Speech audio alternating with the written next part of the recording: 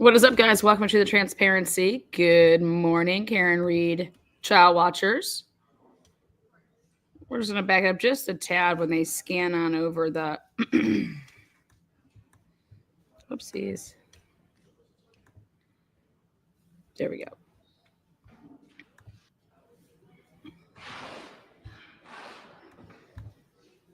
Whoopsies. Jeez, what's going on?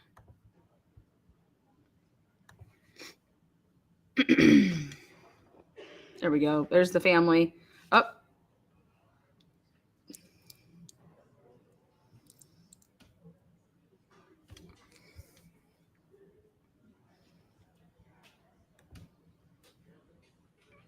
Again, good morning.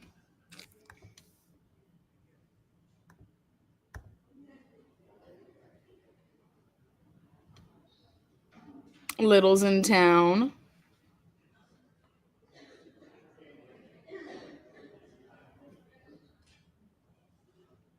Oh, there's Turtle Boy right there. Good morning. Good morning, Lady Di.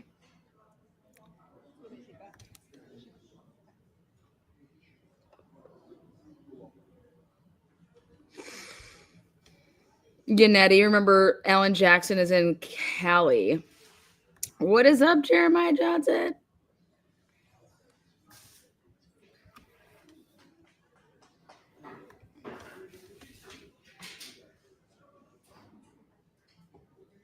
We got to talk about some discovery motions.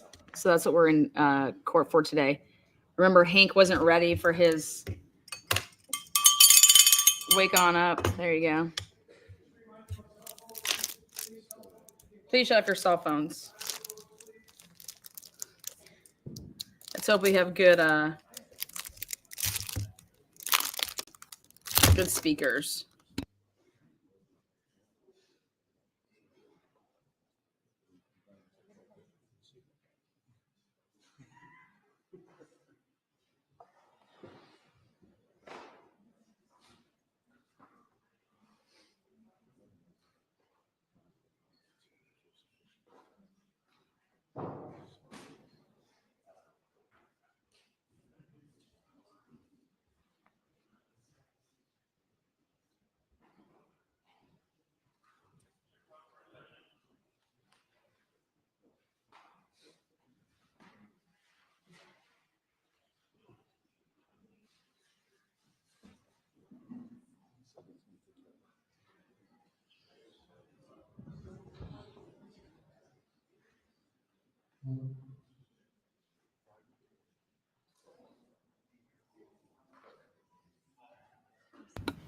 Sorry, guys. I was testing my new office materials.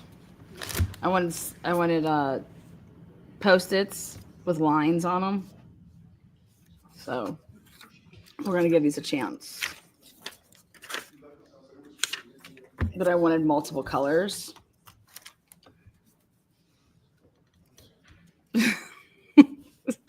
So I got what I wanted. Good old Amazon. Always just bringing me the goods. So I'll let you guys know how they pan out. They were $5.99. $5.99 for like, what do I got here? Eight special pads. If anybody wants to steal office supplies from where they work, feel free. Send them on my way. Send them on my way. Good morning, Miss Kelly. I hope you have a wonderful Thanksgiving as well, if you're listening out there.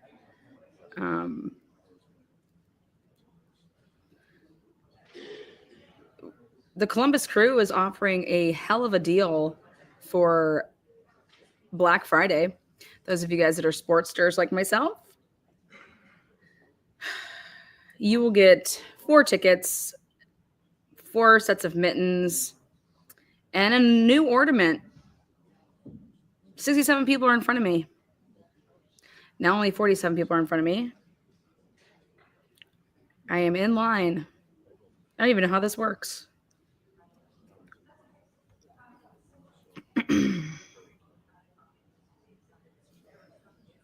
The holiday pack presented by Donato's. 2 tickets to the 2025 home opener, 2 pairs of crew mittens, 1 crew ornament, and a $5 Donato gift card.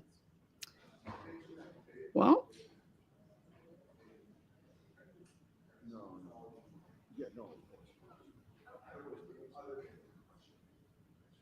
oh, check this out. These people are such cheap bastards. They said if for some reason the home opener is the Inter Miami game where Messi plays, then you will get match 2. I was going to buy my little boy some crew tickets for the home opener. But hey, as so long as we're not playing Miami where Messi plays. Yes, that would be great. Cheap bastards. This is what I say.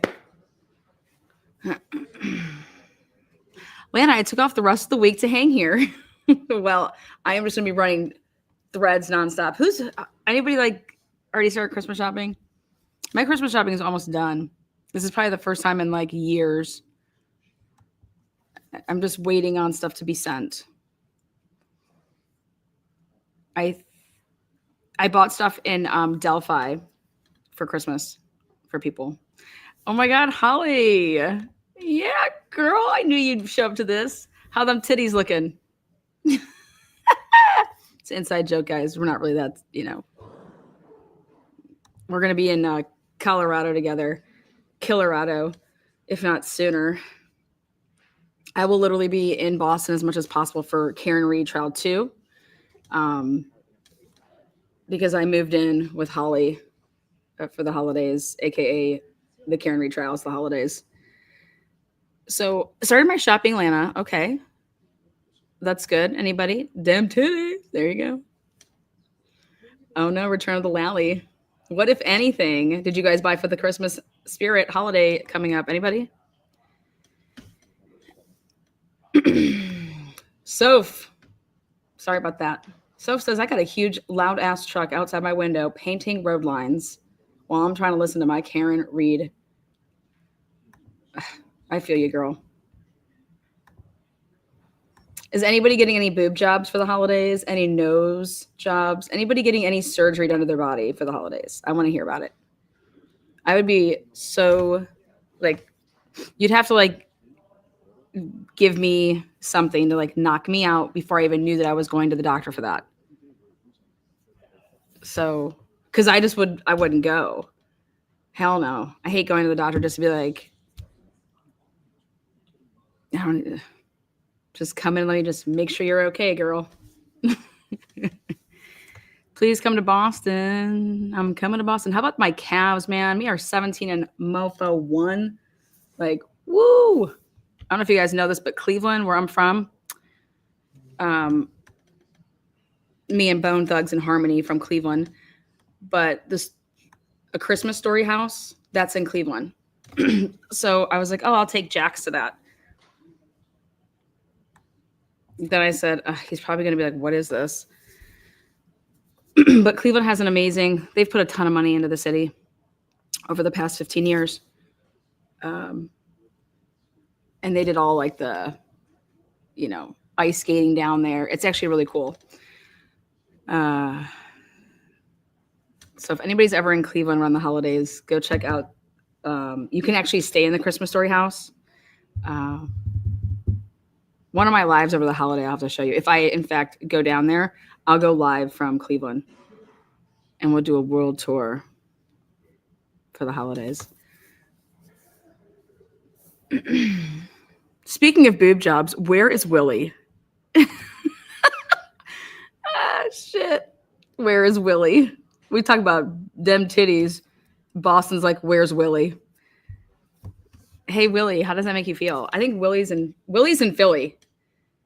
Willie, Philly. Shit, did I just dox him? I don't think he's in Philly. Murky. I need to do a mods Brady Bunch panel where I have the mods on. They don't have to show their face, but I get to ask questions and like they'll just be like a wacky, wild, random. Because I think you should get to know your mods a little bit better. Not me per se, but all of you guys that get to like, get zapped by them. You knock it off. You get a 5-minute break. I think you guys have realized here at the channel, I don't like to suppress people's words unless you blatantly come out somebody or go for a kid or something like that. But I want you to bring it. Tell me I'm a fucking piece of shit. Don't know what I'm talking about. Bring that shit. Come on. That would be fantastic. What are we signing up for? Boob jobs or for the panel? Also, I was going to wait till after Thanksgiving, but since we have some dead time here, Jax, I and Bella would like to buy some Christmas gifts for kids that if their household has, got hit with something financial. So if you are an avid watcher of the channel, private message me through email. And if you could use a little extra, Christmas cheer, Amazon's a great tool. You just have to give me, sorry to say, but I can ship things to like your house. But if people out there had something happen and,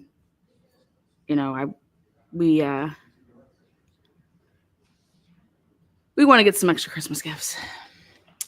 Holly, you are signed up. It's official. Is anybody going to CrimeCon this coming year? Did you guys ask for CrimeCon tickets for Christmas? That actually wouldn't be a bad giveaway, Lana. Let's see if there's any of those available. Oh, thank you. Yeah, so if anybody's been hit with, I don't know, someone lost their job or whatever it may be, but we want to get some kids some stuff. But all you needed you're just going to have to trust me, I guess, with your address. I don't know how else to get it to you there, but I swear I'm a creeper, so be careful. I do have a couple. What do I have? I do have one stalking on me. No, actually, let's see what I have. I have a civil protection order against me because I'm so fucking rowdy. What is Bev? Oh, I forgot. This is the Bev we all have come to know. At least I will say this. People talk shit about Gull. I think Gull probably was threatened. But I'll tell you what, man. Trial and court in Delphi started on time every single day. Like, it was just... You can ship to lockers. Oh, okay. We can do that. I feel like, fuck, if I'm sending you something, I want to know who you is, girl or boy. I'm a TNT watcher. Oh, yeah, Murky. Tell them all about it. In case you guys need to be reminded, TNT will be at the Moore trial. Then it's the Reed trial. Then it's BK, Gardner, and Letcher County with the sheriff and judge. Those are my cases where we're going to be like streaming the trials. Now, we have put in for a motion to be able to stream the Moore Drake. Our first one got denied about, 6-7 months ago. It was like a flimsy little thing that was put in. So I am re-upping and putting in a new motion with a bunch of like case law and all that crap. Because I think that there's a public interest there in the Moore Drake case. Anytime corruption's on the table, there's a public interest. But regardless, I'll be outside the courthouse then, if not, with the live stream, be tailgating for the truth, and I'll be inside the courtroom and being able to use Twitter and my community page, because as of right now, there's no ban on like devices, so I can actually be like a reporter. Amazing concept. So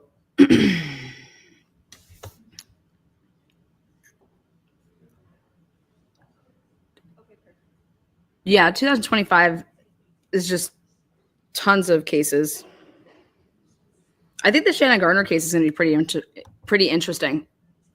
Again, they're accusing the cops of, I mean,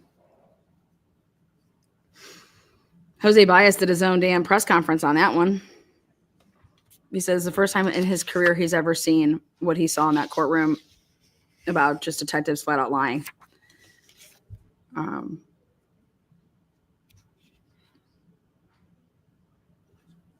They were trying to pass off bank statements as the year prior. Wild shit, if you ask me. Where is Alan Jackson? Alan Jackson he said he wouldn't be here. He's in Cali. I think he's on via Zoom, though. So to answer that question. Oh, I will also be in Boise, Idaho on January 23rd, 2025 for Brian Culver's. We'll be streaming it live here, but I will also be in Boise doing the that's for the hearing for the suppression and if they get a Franks. That is something that I will not miss in person. In case they try to, we're going off the record or some crap like that. I'm there. In case you guys missed my live last night, one of my favorite thumbnails of all time, there's my gin and juice. I have no idea what people are drinking in the Idaho 4 case, but I sent out 3 people to Cy and Carrie's house to personally ask them if they were still on the case. Maybe we'll hear from them. Maybe we won't. Maybe they'll call the police and say she's stalking. If I want to answer, I just go straight to the source. Let's see. So what's on the docket today here for Karen Read is the Commonwealth wants Karen Read's parents' cell phone records. Okay. Wants everything to do with Karen Read. Did she normally call her parents? Would she have called her parents in, different points of time? Would she call them in the middle of the night? Why'd she call? So she wants their parents' records. The state does, or the Commonwealth does. Also, we don't have a decision yet if the case has been moved back to the April date. Sai is standing silent. Oh, that's great. Incoming restraining order. I have a source. I have sources, guys.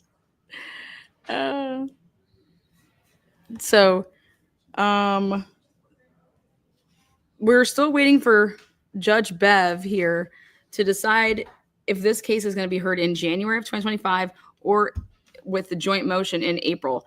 I have it that she's going to push it to April, but if not, I'll be like one crazy busy person at the end of January, beginning of February, because the Moore case and the Reed case will be overlapping then. So for me, I truly want this to be in April. Plus, it's going to be warmer. My birthday is March 19th. I really want to go to Boston for St. Patrick's Day on the 17th, keep on partying on the 18th, party on the 19th, and really kick things off for Karen Read in style. One of my bucket lists was to go to Boston for St. Patrick's Day, and I thought, what better year to do it than on the year that Karen Read is going to be freed, Kudos to all the people, the 200 people that kept they had a fundraiser for Karen Read. There was 200 people that were invited, and it was kept quiet. That's awesome. I love it. Okay, here we go.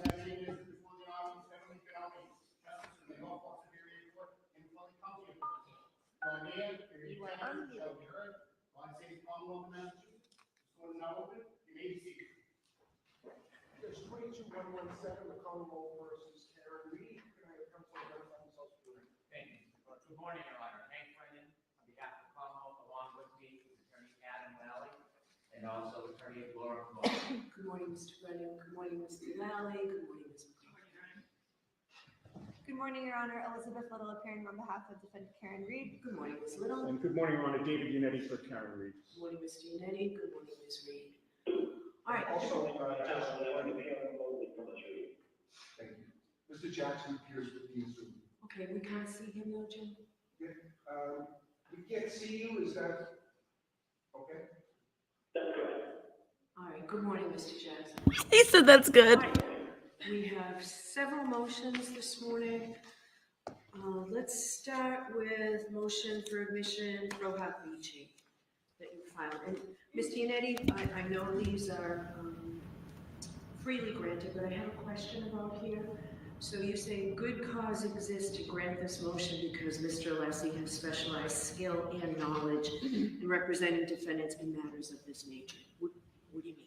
Mr. Alessi is somebody with decades of experience in the courtroom, both on an appellate level and on a trial level. He has handled many criminal cases over his career. I have actually consulted with him on a criminal matter. I know of no better trial attorney in the country than Robert Alessi. There are aspects of our defense that would greatly benefit from his expertise. I'd rather not go into the specifics in terms of the division of labor on our team, but I'd ask the court to, take judicial notice that with his background, with his experience, he is going to add value to this team and protect my client's constitutional rights. Okay, so he's not a criminal lawyer, but he's a lawyer who does some criminal work. I just don't understand what we mean by representing defendants in matters of this nature. Right, of this criminal nature, he has represented criminal defendants throughout his career. Okay, all right, thank you. All right, so let's go on to the discovery motions. We'll start with the requested records of Mr. Reed. I'll hear you, Mr. Reed. Okay, here we go.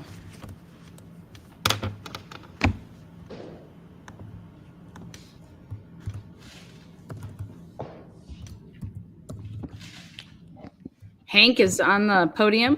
Hank.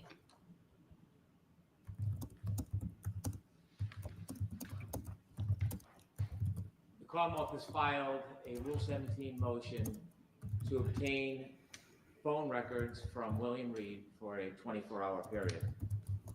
Secondly, the Commonwealth in that motion is looking for records regarding call logs for a 30-day period for William Reed. Although a different motion similarly, the Commonwealth has filed motions simply for the call log for 30 days for Janet Reed.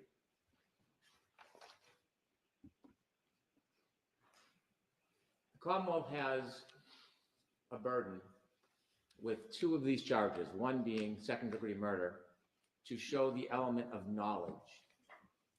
It is the government's burden to show that Miss Reed knew she struck John O'Keefe. Second-degree murder, as the court is aware, is a person committing an intentional act with a strong, plain likelihood of death. In a second-degree murder charge, there are a number of different theories that a Commonwealth can progress. It could be an intention to hit somebody, or it could be that somebody intentionally drove, struck somebody, left them behind, and didn't render aid knowing that there's a strong potential likelihood of death. When Miss Reed knew that she struck John O'Keefe is a critical issue in this case. Simply because the government has significant evidence outside of phone records to support and to convince that Miss Reed knew she hit John O'Keefe when she did, the government's entitled to the full value of their proof. The records for 30 days begin with that aspect of William Reed's records. Miss Reed calls her father and her mother a little after 1 o'clock on the night she struck and killed John O'Keefe. She called both of them, and those calls were unanswered, according to the phone records. The inference that a He means the extraction. was calling her parents at 1:30 in the morning after this tumultuous event. The inference is strong evidence that Miss Reed knew she had done something terrible. She knew she had struck John O'Keefe, and she knew that she had left him behind. The 30-day period is an attempt to protect the privacy rights of William and Janet Reed by not asking for the call, the text messages, not asking for SMS messages, not looking to forensically download the phone, just the call records, because I expect it will establish that there are no other calls in that 30-day period from Miss Reed to her parents at 1:30 in the morning. But can't you get that from Ms. Reed's phone? No. No. Wow, how? There were 2 search warrants from Miss Reed's phone. I can't read them.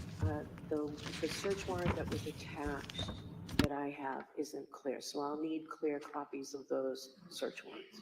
Those are provided by the defense. I can provide clear copies. The 2 search warrants from Miss Reed's phone are from a period of January 28th, 6 p.m. to January 29th at 6 p.m. Okay, And the other one is January 28th, 9:30 to January 29th, 5:30. okay. And so they're not in Miss Reed's records. I am not looking to see any of the other numbers that the family called, friends, family, whatever their purpose is. I'm not looking to even see it. I want to see and demonstrate there's an absence of phone calls between Miss Reed and her parents for 30 days prior to when she drove into John O'Keefe. Now, it would help the defense. They want to expand that to 6 months or a year. I'm agreeable. Because if there was phone calls at 1:30 in the morning, I would not argue the inference that it was remarkable. That would be an unfair inference. But in the absence of any other calls, it is terribly remarkable that she is panicked calling her parents at 1:30 in the morning. And here's why it's important. The type of injury John O'Keefe suffered that led to his death was a type of injury that was treatable. If he had received treatment within 1 to 2 hours, I expect that there are medical procedures that could have saved him. They could have produced a drill and drilled it into his brain to create bleeding so it wouldn't swell, or they could have cracked his cranium. Now, certainly he would have suffered significant impairment, but I expect the government is pursuing a witness, and my expectation on my research is a witness will say life-saving procedures within the first 2 hours would have saved or could have saved John O'Keefe. And so if Miss Reed knew within the first 2 hours that she hit him and that medical procedures could have saved his life, then this is relevant material to show her knowledge that something dramatic had happened. And that's why I want the 30 days. Only phone calls with her mother and father, nothing else am I interested in. The second part is the 24-hour period with William Reed. The 24-hour phone records will show Mr. Reed's phone calls throughout that evening or that morning. And it's important because Mr. Reed had an opportunity to speak publicly, and he did so on Fox 25, which is the subject of another motion. And when he speaks to Fox 25, he gives what I see as an implied admission that his daughter told him that she had hit something. I think there's more to that story that will be explored at trial. The time of the phone calls to Miss Reed are important. They're reflected in her phone records in the morning that she speaks to her father while she's still in the back of a police car before she's brought to the hospital. In that discussion with Fox 25, the quote is, in your first discussions, my motion leaves off the S in discussion, but it's in the first discussions, what did she tell you? Mr. Reed asserts that she tells him about this implied confession at the hospital, which is after the actual first conversation. And so it'll be important to be able to confront Mr. Reed, if necessary, with his own phone records. He can denounce or deny his daughter's phone records. He doesn't have to accept them as true. Also, in that first 24-hour period, it is important for the government to establish that Mr. Reed and only Mr. Reed controlled the phone. In the absence of a stipulation, this is proof that may be necessary at trial if Mr. Reed takes the position that other people had access to his phone.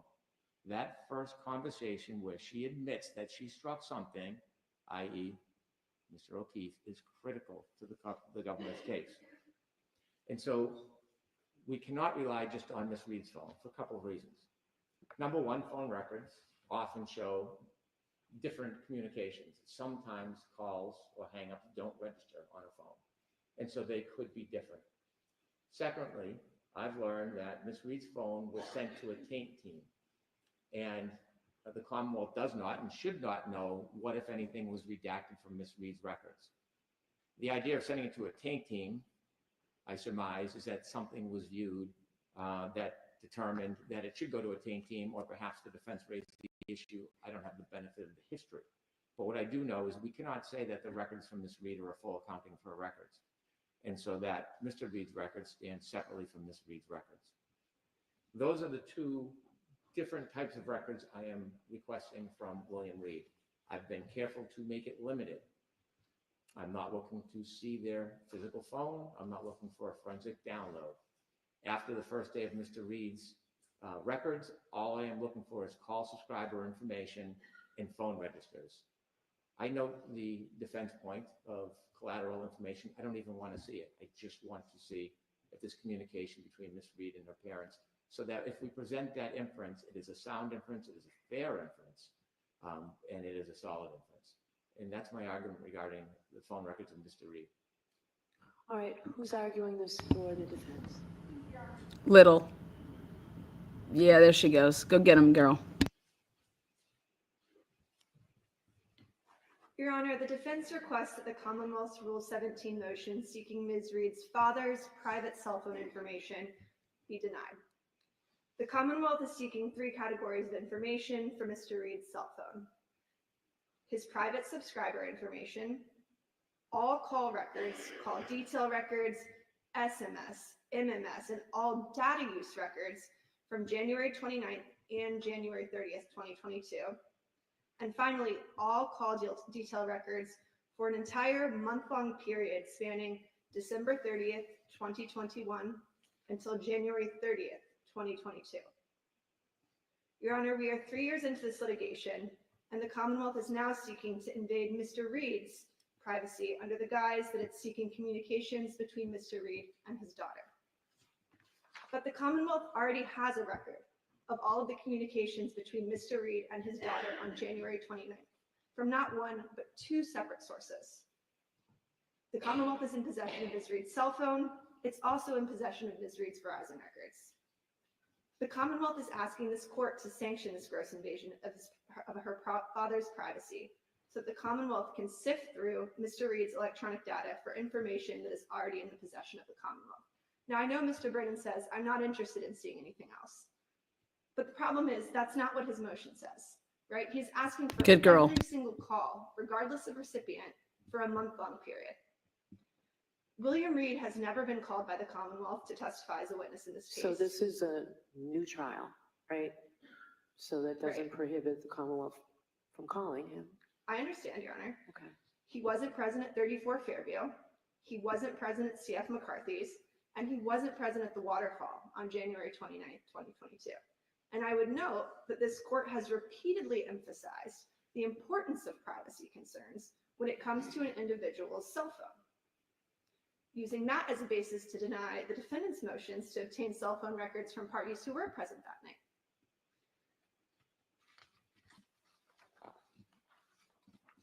The Commonwealth, again, is already in possession of Ms. Reed's cell phone. That has been reviewed by both a special master as well as the court, and the court is well aware that the Commonwealth has a full copy of those communications. And what's important is that those call logs confirm that Ms. Reed did not make any calls to her father on January 29th until after she discovered Mr. O'Keefe lying incapacitated on Brian Albert's front lawn. And I've attached a copy of those records to our motion. It's quite clear. There was one call to her father on the morning of January 29th. That was at 6:32 a.m. The Commonwealth has a copy of those records. It's in their possession. And as this court knows, Lampron explicitly requires that any Rule 17 motion must be accompanied by an affidavit containing a factual showing that all 4 elements of Lampron were met. Here, the Commonwealth has failed to meet its burden to meet even a single prong of that 4-part test.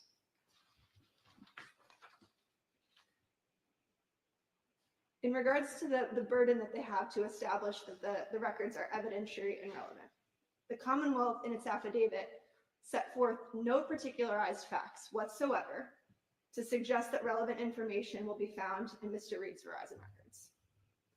The affidavit makes only vague reference to an interview Mr. Reed gave to Boston 25, but fails to explain why that interview suggests that relevant communications will be found on his phone records. And I would note, the Commonwealth's characterization of that interview is incorrect and incomplete. Thank you. I submitted additional reporting from Boston 25, which is the news organization that published a portion of that interview. And it's quite clear that Mr. Reed goes on to state during that interview that what he's referring to when his daughter said, "I believe I hit something," was the Chevy Traverse, which the court knows. We have a video of her hitting a Chevy Traverse. Her shitting. The Commonwealth is already in possession of Ms. Reed's communications from January 29th. Those were included in the Commonwealth's motion itself. And the Commonwealth has failed to explain why it believes additional relevant communications will be found in the call detail and text records. That was not included in the affidavit. The Commonwealth states they expect to substantively admit the phone records between Ms. Reed and her father to prove that the 6:32 a.m. call took place. But they can do that with the phone records that they already have. Just because they have records from Verizon, that doesn't establish who answered the phone. That's not something that they're going to get from Verizon. The Commonwealth is well aware of that fact because they have Ms. Reed's cell phone and her Verizon records, so they can confirm that there's only one call on the morning of January 29th. The Commonwealth has provided no factual basis whatsoever to suggest that there are relevant communications that will be found on January 30th, the day after this incident. And the Commonwealth also requests that Ms. Reed's phone records for the full month preceding January 29, 2022 is necessary to show that it would be unusual for Karen to have called her father. And the Commonwealth did a kind of funny thing, right? They suggested during their arguments that she called both parents in the middle of the night. That's not true. There was only one call to her father on January 29th, the morning of. It was at 6:32 a.m. So the frequency at which Ms. Reed called her father's cell phone in the middle of the night has no relevance whatsoever. As to the second element of Lampron, here the Commonwealth's affidavit is facially deficient. It doesn't even reference this element or set forth any facts supporting that it's shown that the Commonwealth's records are not otherwise procurable reasonably in advance of trial. And the reason Mr. Brennan cannot in good faith make that statement under oath is because the Commonwealth is already in possession of these communications from two separate sources. Element 3 of Lampron was also not addressed in the Commonwealth's affidavit. It's facially deficient. The Commonwealth has failed to show that it cannot properly prepare for trial without the production of this evidence, and that the failure to obtain the evidence would unreasonably delay trial. Again, that's because the Commonwealth is already in possession of the evidence that they're requesting. Finally, the Commonwealth has also failed to show that this request is made in good faith and is not a fishing expedition. In its affidavit, the Commonwealth briefly addresses the fourth element of Lampron, but writes only, quote, "The Commonwealth's motion is not a fishing expedition, as it is evidence from the defendant's phone records that phone calls between defendant and Mr. Reed were made sometime after defendant struck the victim and before the victim was found." Your Honor, that statement is provably false. Ms. Reed's phone records established conclusively that she did not call her father on January 29th until 6:32 a.m. after she found her boyfriend incapacitated on Brian Albert's front lawn. Therefore, the requested records should not be turned over to the Commonwealth. This is a broad request to review a month's worth of Mr. Reed's private cell phone information and all of his data usage information from January 29th and January 30th. This is a fishing expedition, plain and simple. The Commonwealth isn't asking for the records it already has. It doesn't need a third copy of them.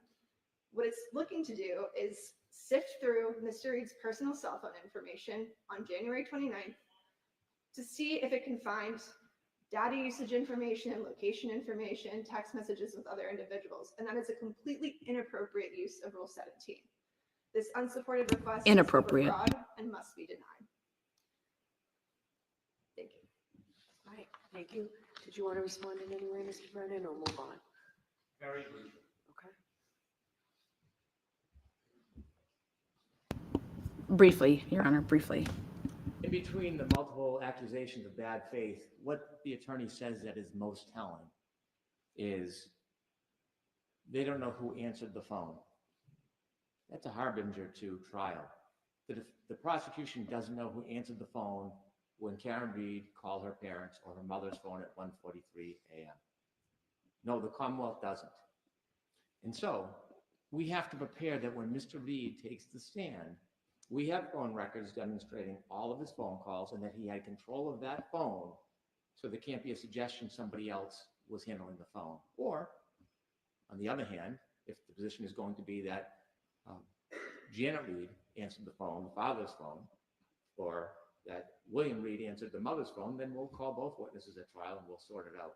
But it is that very nature of suggesting confusion or uncertainty that the government is obligated to try to prevent at trial.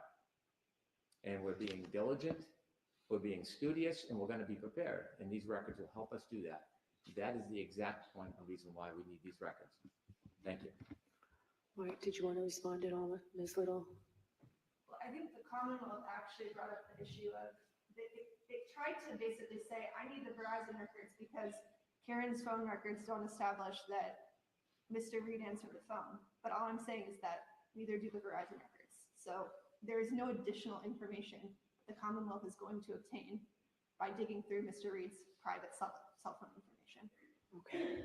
Exactly. Have a deposition. Right. So Depose this them. overlapped a little bit with Mrs. Reed's, Janet Reed's records. Do you want to be heard further on that, Mr. Brennan?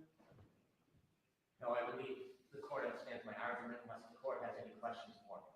I don't, but thank you. Ms. Little, is there anything specific to Mrs. Reed that you want to address? Yes, Your Honor. Again, I just emphasize that the affidavit in support of the request for Ms. Reed's phone records is plainly insufficient. They haven't addressed numerous elements of land crime.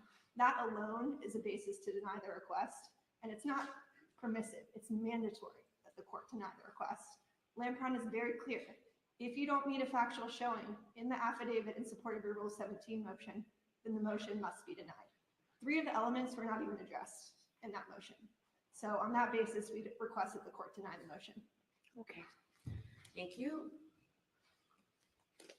Interesting. A factual showing in the affidavit must be Move along present. now. Both of those are under advisement. We'll move along now to it's paper number 405, Commonwealth's renewed motion for all audio recordings, notes, emails, text messages, voicemails, and the possession of Gretchen Voss and or Metro Corp. I do have an opposition that I received this morning in an affidavit from Robert Birch, attorney Robert Birch, who I think is present in court. So, Jim, did he file an appearance too?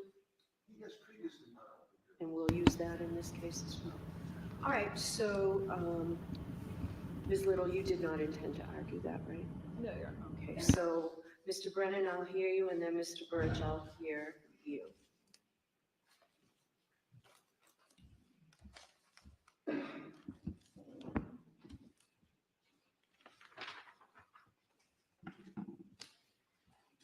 The Commonwealth has filed a motion to reconsider in part, and in addition, there was a request for information that was not requested before by the Commonwealth.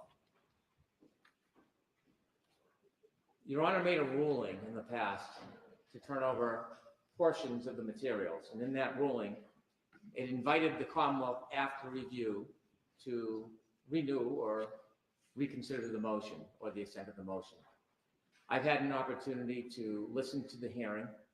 I've had an opportunity to review all of the pleadings relative to the Boston Magazine and Ms. Voss information. And I've had the benefit of observing numerous other statements that have been made by Ms. Reed publicly. And I've been able to contrast and compare the statements made to Ms. Voss as well as the statements made to a number of other media organizations, including Dateline 2020, Vanity Fair. And after a review of all those materials, it is clear that there is significant materials that were not turned over to the Commonwealth that are relevant material and substantive evidence in this case. In listening to the past hearing, the position of Boston Magazine was that almost everything was entirely on record and that there were a few interchanges by the attorneys. Not only did I have an opportunity to read the Boston Magazine article and listen to the interviews, but I had them transcribed, have a copy for the court if the court pleases. Yeah, that would be helpful. And there were two different interviews that were turned over. One was represented at the last hearing, that it was 4 hours long.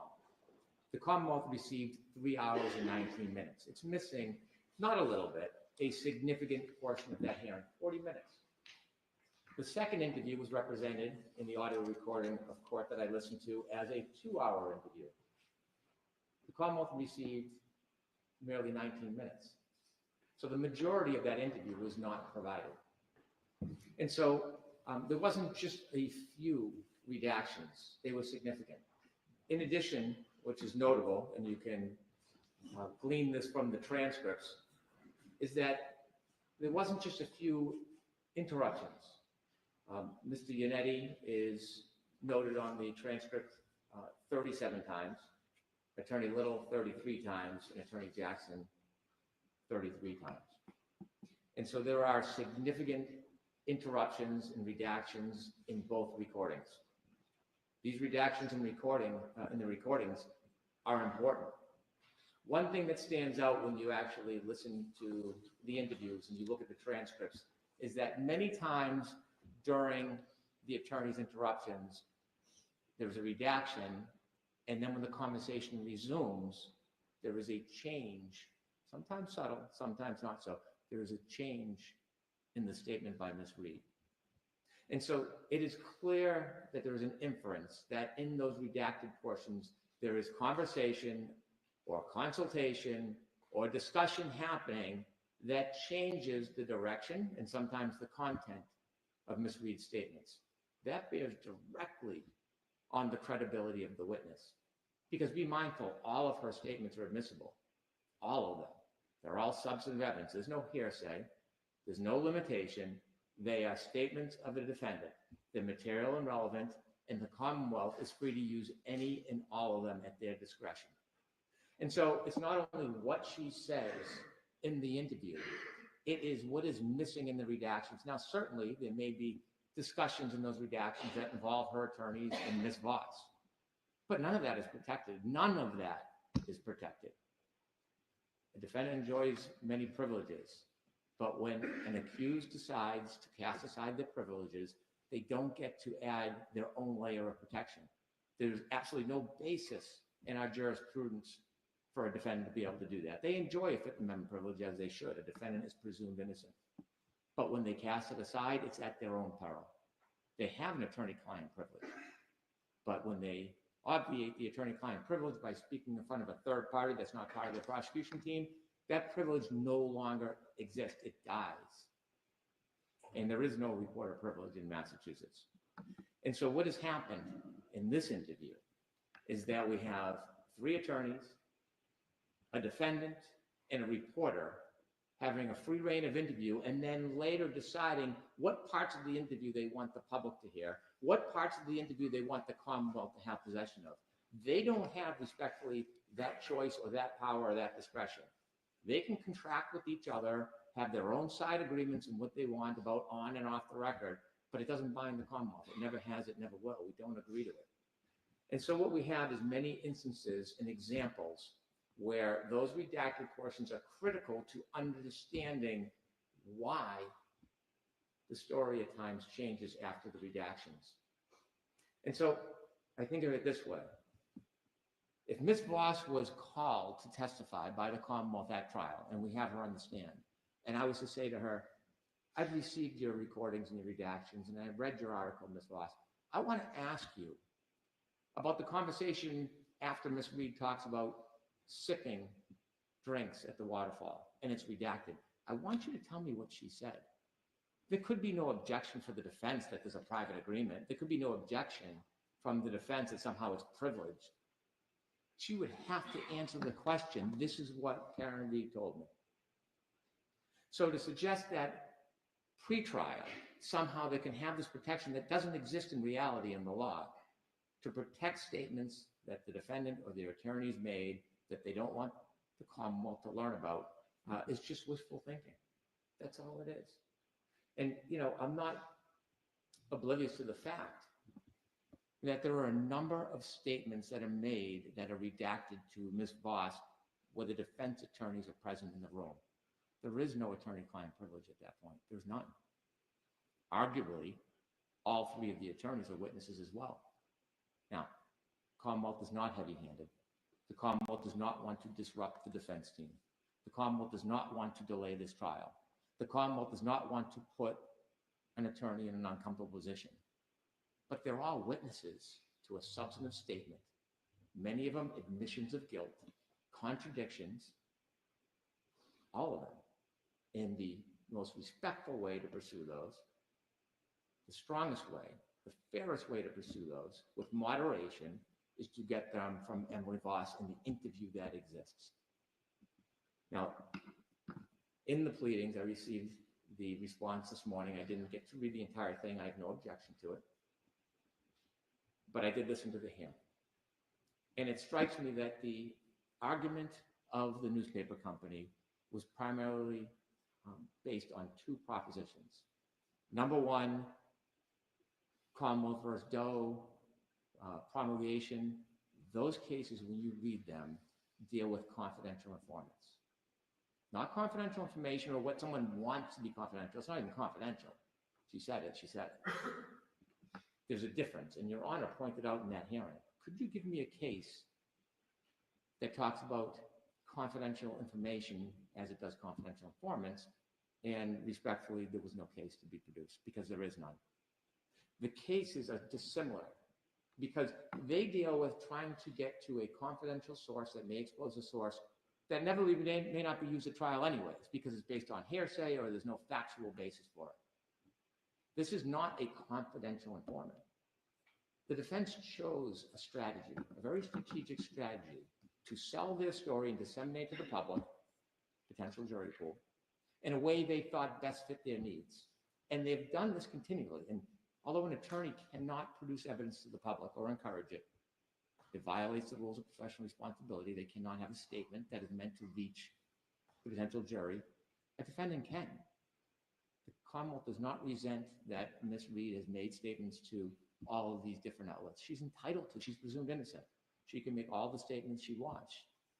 But when she does, there is a consequence for that. And they now bear the consequence of these statements that have been made. And so, since it is not a confidential informant, it's a very public, identified person, it's Ms. Reed herself, the argument of Doe and promulgation has no merit. I know Your Honor was troubled by the affidavit of Ms. Voss and that she was afraid for her safety. And from a personal level, I empathize. In this case, firsthand, I have never seen anything like this, where witnesses have to fear walking out of their car.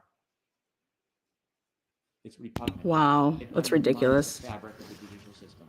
Who's afraid? But Ms. Voss isn't alone, and I have empathy for her. Almost every witness, civilian witness for the Commonwealth, has sustained similar or far more egregious abuses. It is awful to think the level of harassment and intimidation that someone must suffer because they're simply a witness in the case. And my empathy is to Ms. Voss, but to every other witness in this case, she is in no different position. It does not impede the progress of the Commonwealth. It does not impede the fact-finding mission. It's unfair. It shouldn't happen. Something should happen as a result, but it has no bearing on the analysis in this case. It just doesn't. And so there is a ton of conversation that has been redacted arbitrarily by parties that want to use what's in their best interest, but cover up what doesn't help them. The Commonwealth is entitled to it, and we're seeking it and we want it. We want all the redactions in the first and second interview. Over 75% of the second interview is redacted. We want the notes from the third interview. Ms. Voss is a witness. She wasn't at the scene. She didn't see Ms. Reed drive into John O'Keefe and leave him in the snow, but she's a witness to substantive statements, her statements, admissions, confessions. And those notes evidence the statements of Ms. Reed. They're clearly discoverable. And the email or text message and phone call, again, statements of the defendant. Ms. Voss, reporter or not, is a witness in this case to some of the most crucial damning evidence in this case. We're entitled to it. We take no exception for it. Thank you. All right, thank you. Mr. Birch.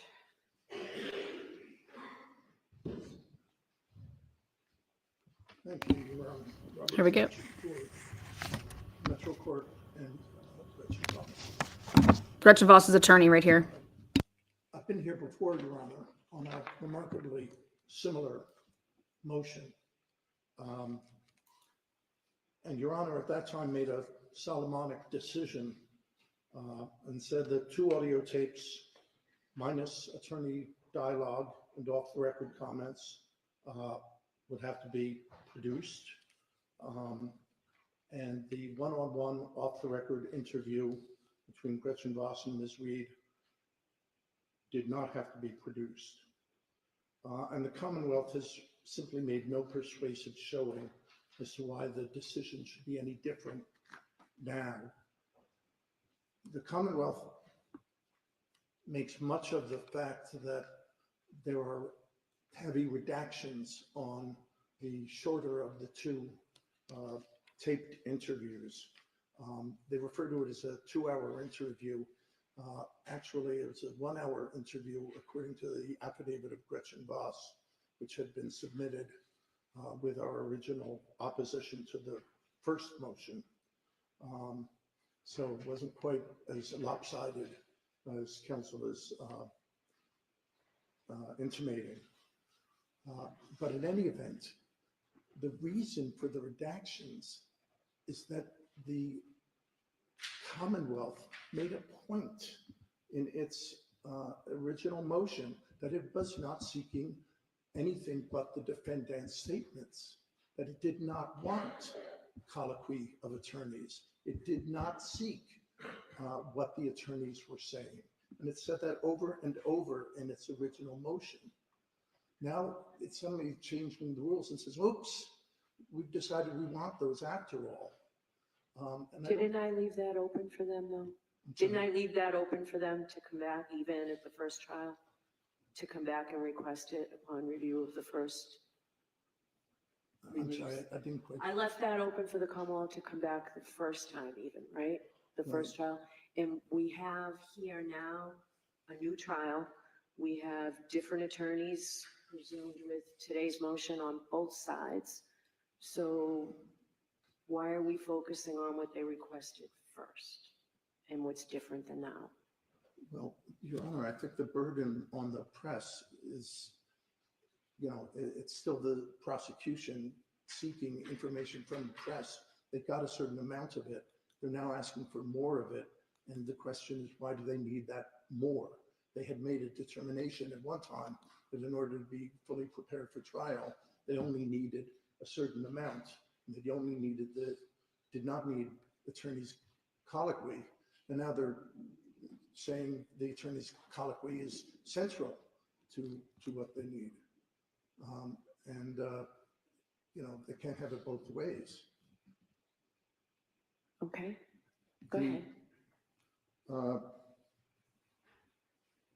The change of subject from one before and after a colloquy, he says, bears on the credibility of the defendant. But if the defendant contradicts herself in the course of an interview with Gretchen Voss, I fail to see how that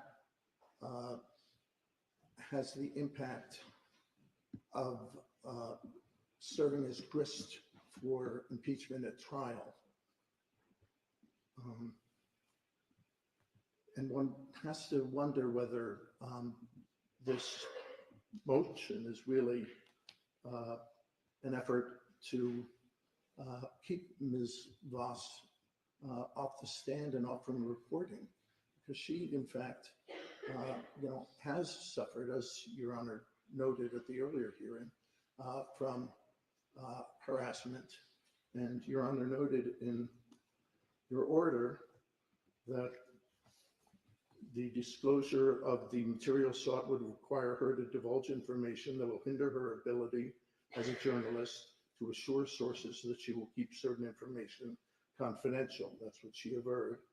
And her affidavit also details the harassment she's endured since the publication of her article and her fear that if compelled to turn over the requested material, in particular the handwritten notes of the off-the-record interview, she'll be exposing herself to further harassment and endangering the safety of herself and her family. And Your Honor wrote, given the extraordinary public attention and scrutiny given to this case, and her fears for her own safety and that of her family are no doubt warranted. And in light of the concerns set forth in her affidavit, the court concludes that the asserted damage to the free flow of information is more than speculative or theoretical. You said it was a close call, but given making the division, what I call the Solomonic division of providing some and limiting others, seemed to make sense. So what are they seeking now that they didn't have before? Well, in addition to seeking the redacted portions of the interviews, which Metro Corkins Council undertook time and expense to redact them to accord with what the subpoena as approved, what the subpoena as issued had asked for. They're asking now for the handwritten notes of Ms. Voss, the one-on-one off-the-record interview that she had with no attorneys present. Those are handwritten notes. There's no audio tape. They are partial notes. They are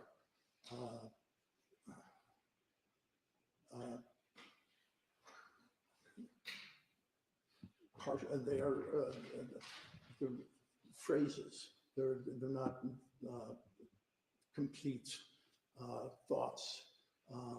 They're more jogged memory sorts of telegraphic mentions. So it seems likely that if required to turn over these notes, which essentially represent the work product of the journalist and her personality as expressed in her, what she takes from the interview. If forced to produce that, it's very likely the next step is that the Commonwealth is going to want to depose her or call her a trial in order to explain those notes and interpret them. And that's going to take us down yet one more rabbit hole in this case that this already had so many. It would also have the effect, maybe the calculated effect, of preventing Ms. Voss from covering the trial, because if she is called to witness, she is not permitted to sit in the courtroom for the proceedings. So she did attend the last trial, right? She did, On a because she daily was not on basis? the witness list. Right, on a daily basis? I believe so, yes. Okay, Every day? Yes. okay, thank you. And that was Ms. Voss who just responded to you? I'm sorry. That was Ms. Voss who just responded to you, yes, correct? Yes. Okay, thank you. And finally, the Commonwealth asks for the first time, for texts between Ms. Reed and Ms. Voss. And we do have texts. They are, the manner in which they get forwarded from an iPhone is that they come out without the name of the speaker. You can sort of guess at the name of the speaker, but you don't see the name of the speaker. You also don't see the date and time of the communication. I'd ask that we're willing to turn those over. They were not off the record, but I ask that we be able to turn them over in that form, which is the form we have them in, rather than go to whatever expense and trouble to replicate a different format. Okay, And that's all I have. all right. Thank you very much. Mr. Grennan, I'll give you a chance to respond, but I do have a question for you based on Mr. Birch's opposition. If you've got the opposition with you, Mr. Brennan? I have a copy. Okay. So what I'm going to ask you to respond to is on page 5. First full paragraph, the paragraph begins that this litigation, but the sentence is, in other words, the Commonwealth says it needs more audio because the redacted audio provided thus far either contains no damaging admissions by Reed or reveals that she was not entirely forthright in her unsworn press interviews with Voss. What do you say about that? You touched upon it when you started your argument today about inconsistencies. What's your argument to that specific? Having received this morning, having not had an opportunity to read it, could I just have one moment to read it in context? Sure. Thank you.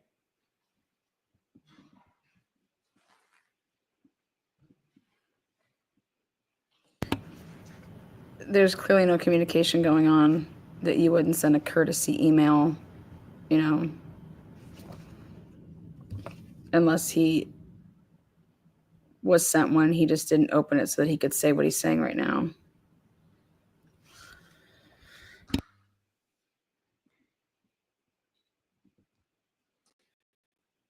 This posits two separate ideas, the way I interpret it. The first is the Commonwealth says it needs more audio because the redacted audio provided thus far either contains no damaging omissions by Reed. The audio provided this far contains many damaging admissions to Reed.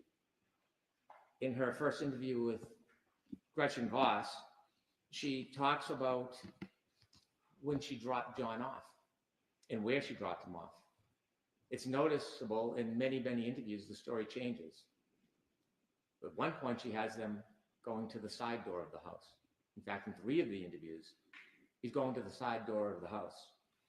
In a further interview, she says he went to the front door of the house. It's not subtle. There's a reason. The stories and the versions given by Ms. Reed evolve in time. Coincidentally, they evolve sometimes with the production of Discovery. And so I am not suggesting for a second that there are no damaging statements by Ms. Reed. In fact, there are confessions, there are admissions, and there are contradictions based on later statements given. And so all I can simply say is that is not the Commonwealth's position. That is stated wrongly. Also, or it reveals that she was not entirely forthright in her unsworn press interviews with Voss. Well, we're entitled to take her statements with Ms. Voss and compare them to all the other statements she made. 2020, Vanity Fair, Dateline, and others. And so the question isn't whether her statement to Voss or Ms. Voss is accurate. It is in comparison to other statements. Is it accurate? And we know that it's not. There are many instances where she has given different statements between versions. Also internally, in Ms. Voss's interview, as I mentioned, there are statements, redaction, a return, and a different statement. For example, she was only sipping at the waterfall, which would suggest further drinking. And then after a redaction and interruption, she's sipping water at the waterfall, as incredulous as that may be. And so clearly something happened during that redaction that changed the admission to drinking alcohol, which is part of this case, to something of water. And so I think that the claim in this motion really has no relevance to the analysis. It's not on point. The reason I said there was a 2-hour interview, and I'll accept that I'm wrong, is when I listened to the FTR tape, counsel respectfully said it was a 2-hour interview. And that's where I got my information from, not Ms. Voss's affidavit. So it may have been a 1-hour interview, which still leaves us with 1/3 of the interview, 2/3 redacted. That is significant. The Commonwealth comes back, we're entitled to come back when we want, if we have a good faith basis and if the court invites us. We come back now after I've had a chance to actually listen to 6 or the 4 hours of interview, or you add them up, 3 hours and 40 minutes of interview. I've studied them, I've listened to them many times. I've ordered transcripts. I've perused the transcripts. I've compared the two. I've compared them to all the other statements. So time has now made these much more relevant than they maybe initially thought. I can't speak for the Commonwealth at that point. We're entitled to the full force of our proof. We don't have to just take some. We don't have to take a fraction. Just because it's inconvenient or uncomfortable for parties, the government is entitled to the full force of their proof. And representing the people of this Commonwealth, I am pursuing the full force of our proof in every aspect because we're entitled to it. It is notable in the FTR hearing that counsel for Ms. Voss and for the publication said that the third interview they discussed, and the parties, meaning the defense attorneys, the defendant, the defendant, and Ms. Voss could decide to use that material. It wasn't that it was precluded or no one could ever see it. It's only if it helped them. And so he said that they agreed that if they wanted to, they could use that material. They just decided not to. Because they decided not to use incriminating information in their story doesn't give them the power to decide who does and when they do. So we're entitled to the full force of our proof, and we're going to pursue it. We're entitled to all of these records, all this information. There is no legal argument against it. None. All right, thank you. So I know, Ms. Little, I asked if you wanted to say anything. I just give you that opportunity. Was there anything you wanted to add? Okay. All right, so that is taken under advisement. And now we have 3 more motions. I understand Mr. Albano is here, who will be filing an appearance if on all 3 or arguing all 3. But so Mr. Albano, you can come forward, sir. And Mr. Brennan, do you want to argue each one of these individually? It appears I did get an opposition this morning that goes to service, which pertains to all 3. But do you have different arguments, a little bit different on each? I do. Okay, so Mr. Albano, do you want to be heard after each argument, or do you want to just be heard at the end of the 3? There are 3 motions. FXT TV, Boston 25, WCVB TV, Hearst Television Incorporated and ABC, and NBC 10 Boston. Okay, thank you. And again, on these, Ms. Little, you don't expect to argue? No, okay. If you do change your mind, just stand up and let me know. No, that's fine. Okay. All right, I will hear you. Why don't we start with the FXT TV, Boston 25, it's paper number 400.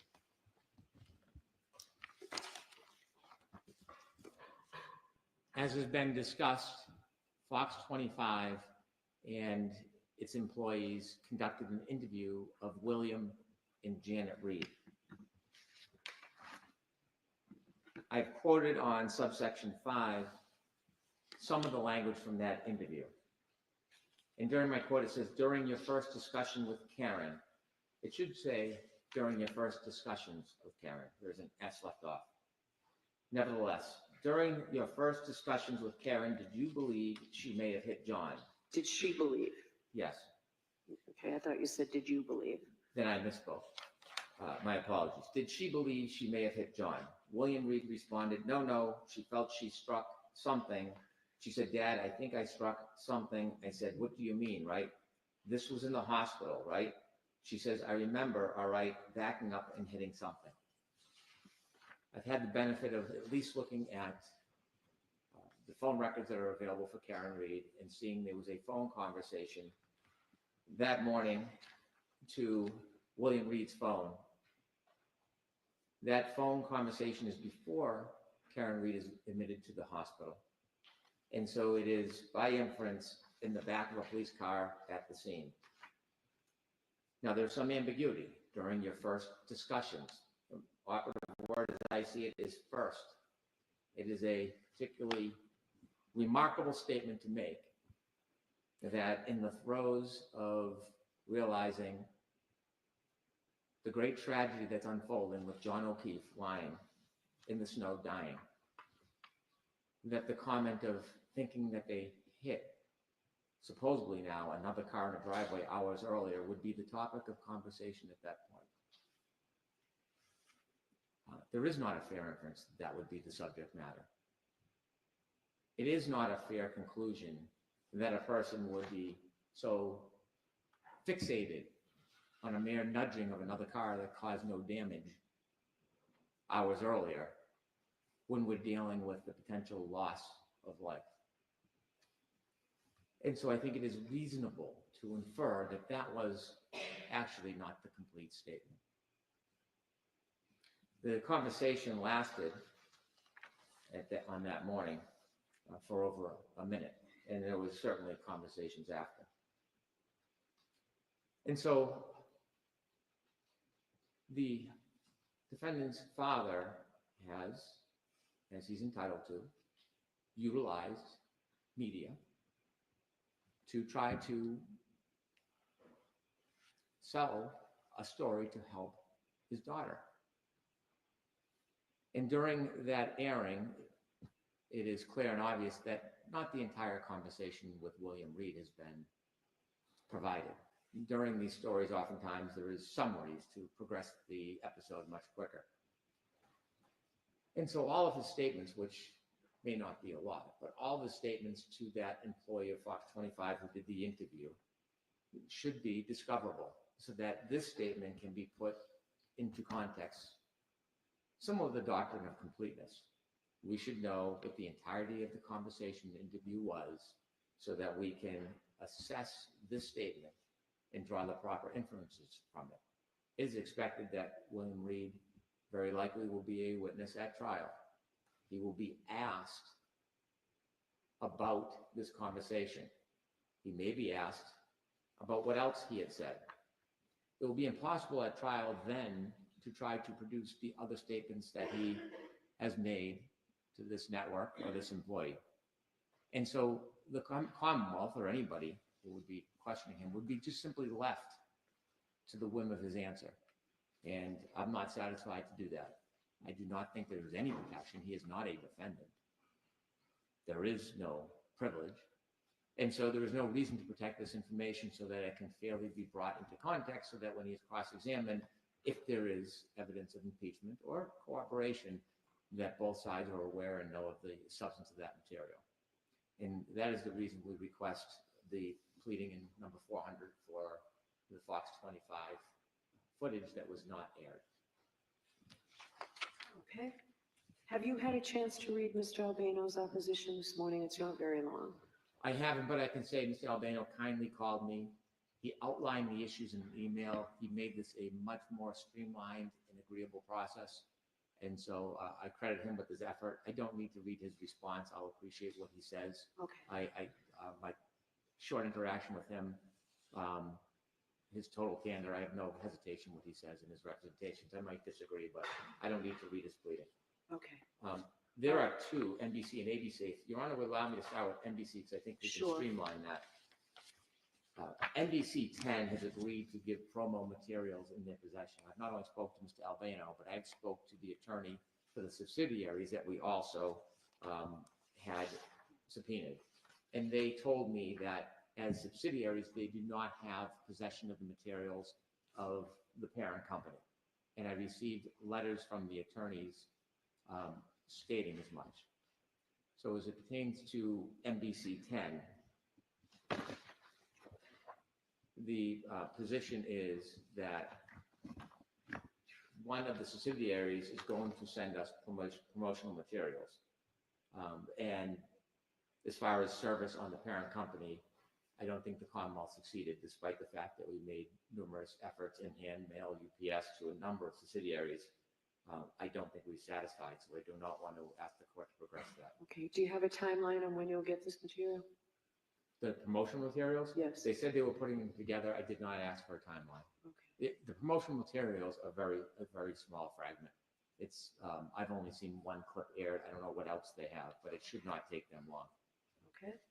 I don't have a paper number. Jim, do you have the paper number on NBC 10?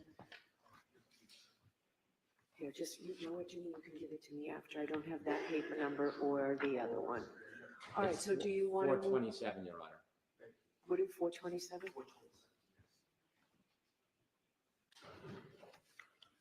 All right, so do you want to move on to CVB TV? Yes. Okay.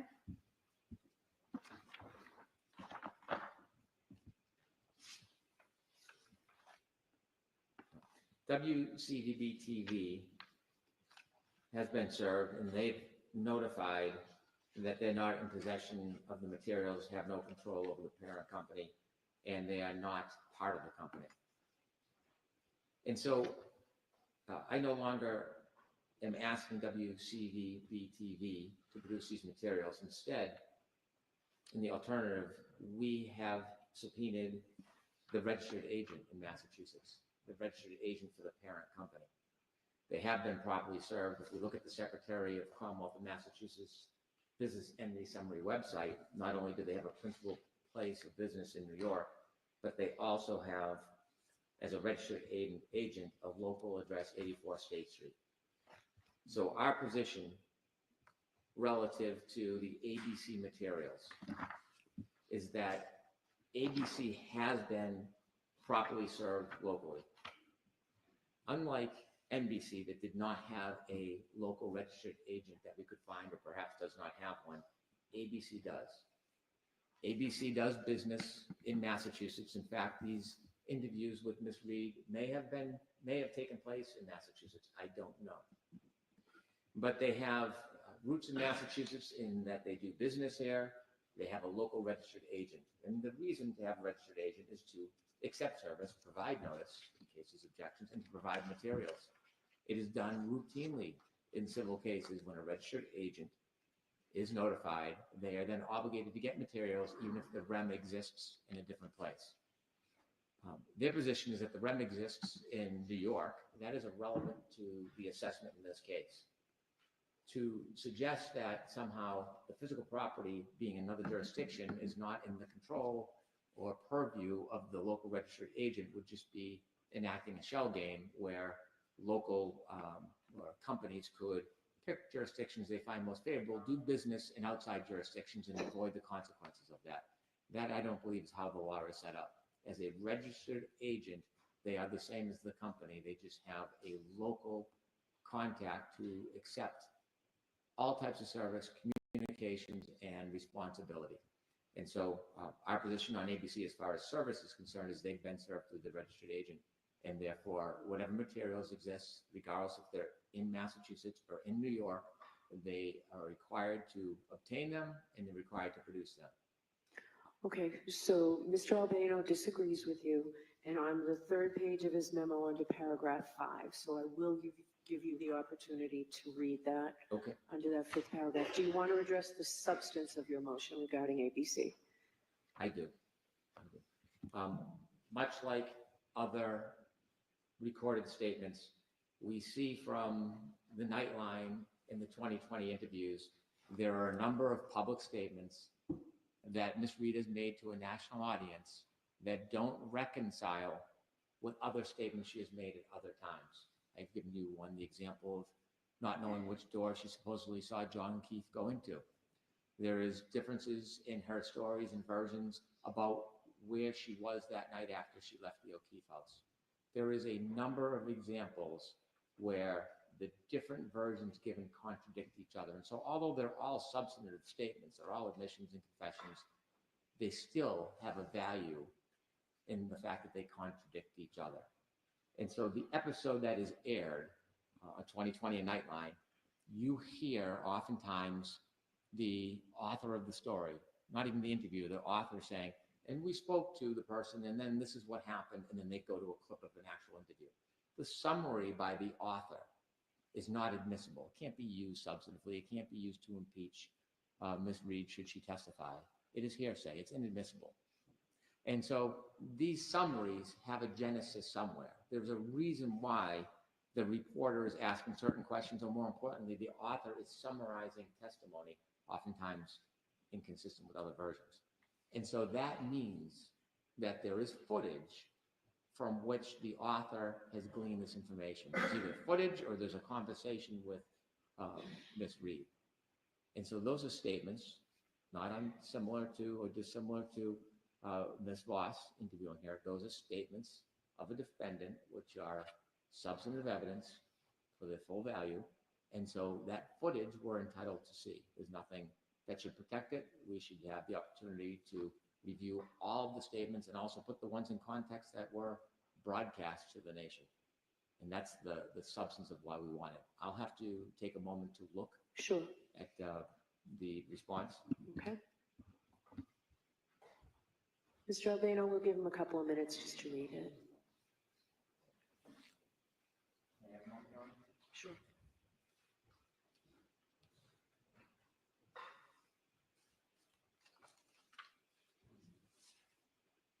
John, does this have a docket number yet?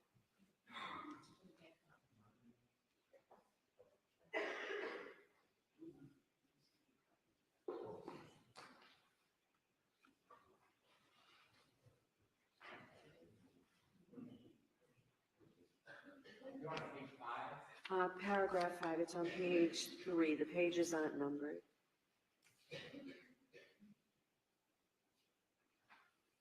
Actually, you should start at 4.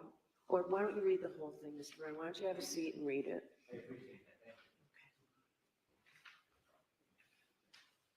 Paul, do you want me to step off or stay here? We'll stay here.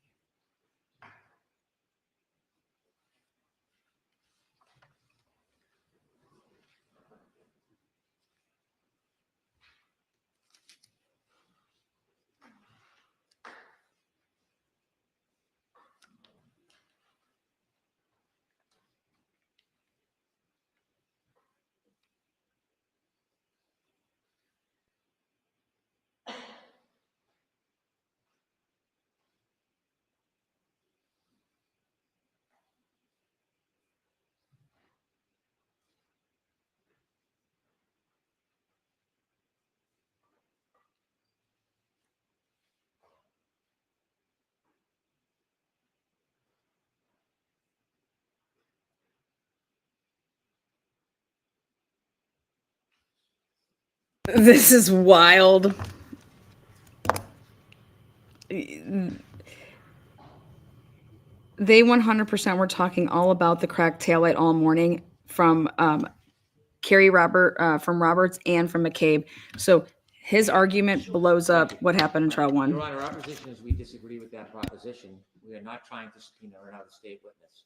We're trying to subpoena materials from a company, and although the company has a principal place of business in another state, by having a registered agent, we believe that gives us jurisdiction. I can understand the company would like to remove this to New York. There is a reporter's privilege in New York that is profound.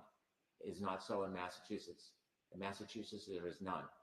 And so I see why it is the company's preference for us to go to New York, to use New York law, but I don't believe that's the case. I believe as a registered agent that we have an entitlement to subpoena them here, and we follow Massachusetts law.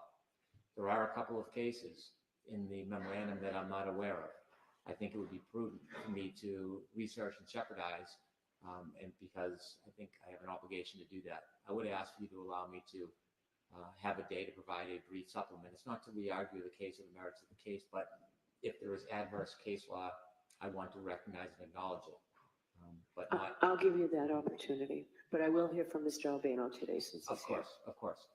But our position is, although they would like us to go to New York, we can subpoena in Massachusetts to the registered agent, and that entitles us to the material. So that's the way we've done it. Okay. Thank you. All right, Mr. Albano. Thank you, Your Honor. The two cases I cited, just to be clear, they address the Uniform Act, which Your Honor dealt with last year.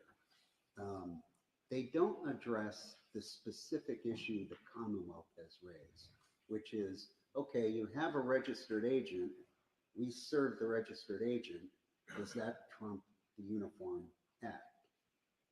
I have to say, I did not find a case that dealt directly or even indirectly with that. But here's why I believe the service issue does not override the Uniform Act. First of all, we're dealing with a statute. Statute talks about a witness in another state. There's no dispute that ABC is a foreign corporation with a principal place of business in New York. Now, the analogous areas I thought of was, okay, let's say someone wanted to sue ABC. Yeah, let's talk about that. Yes, they could serve them.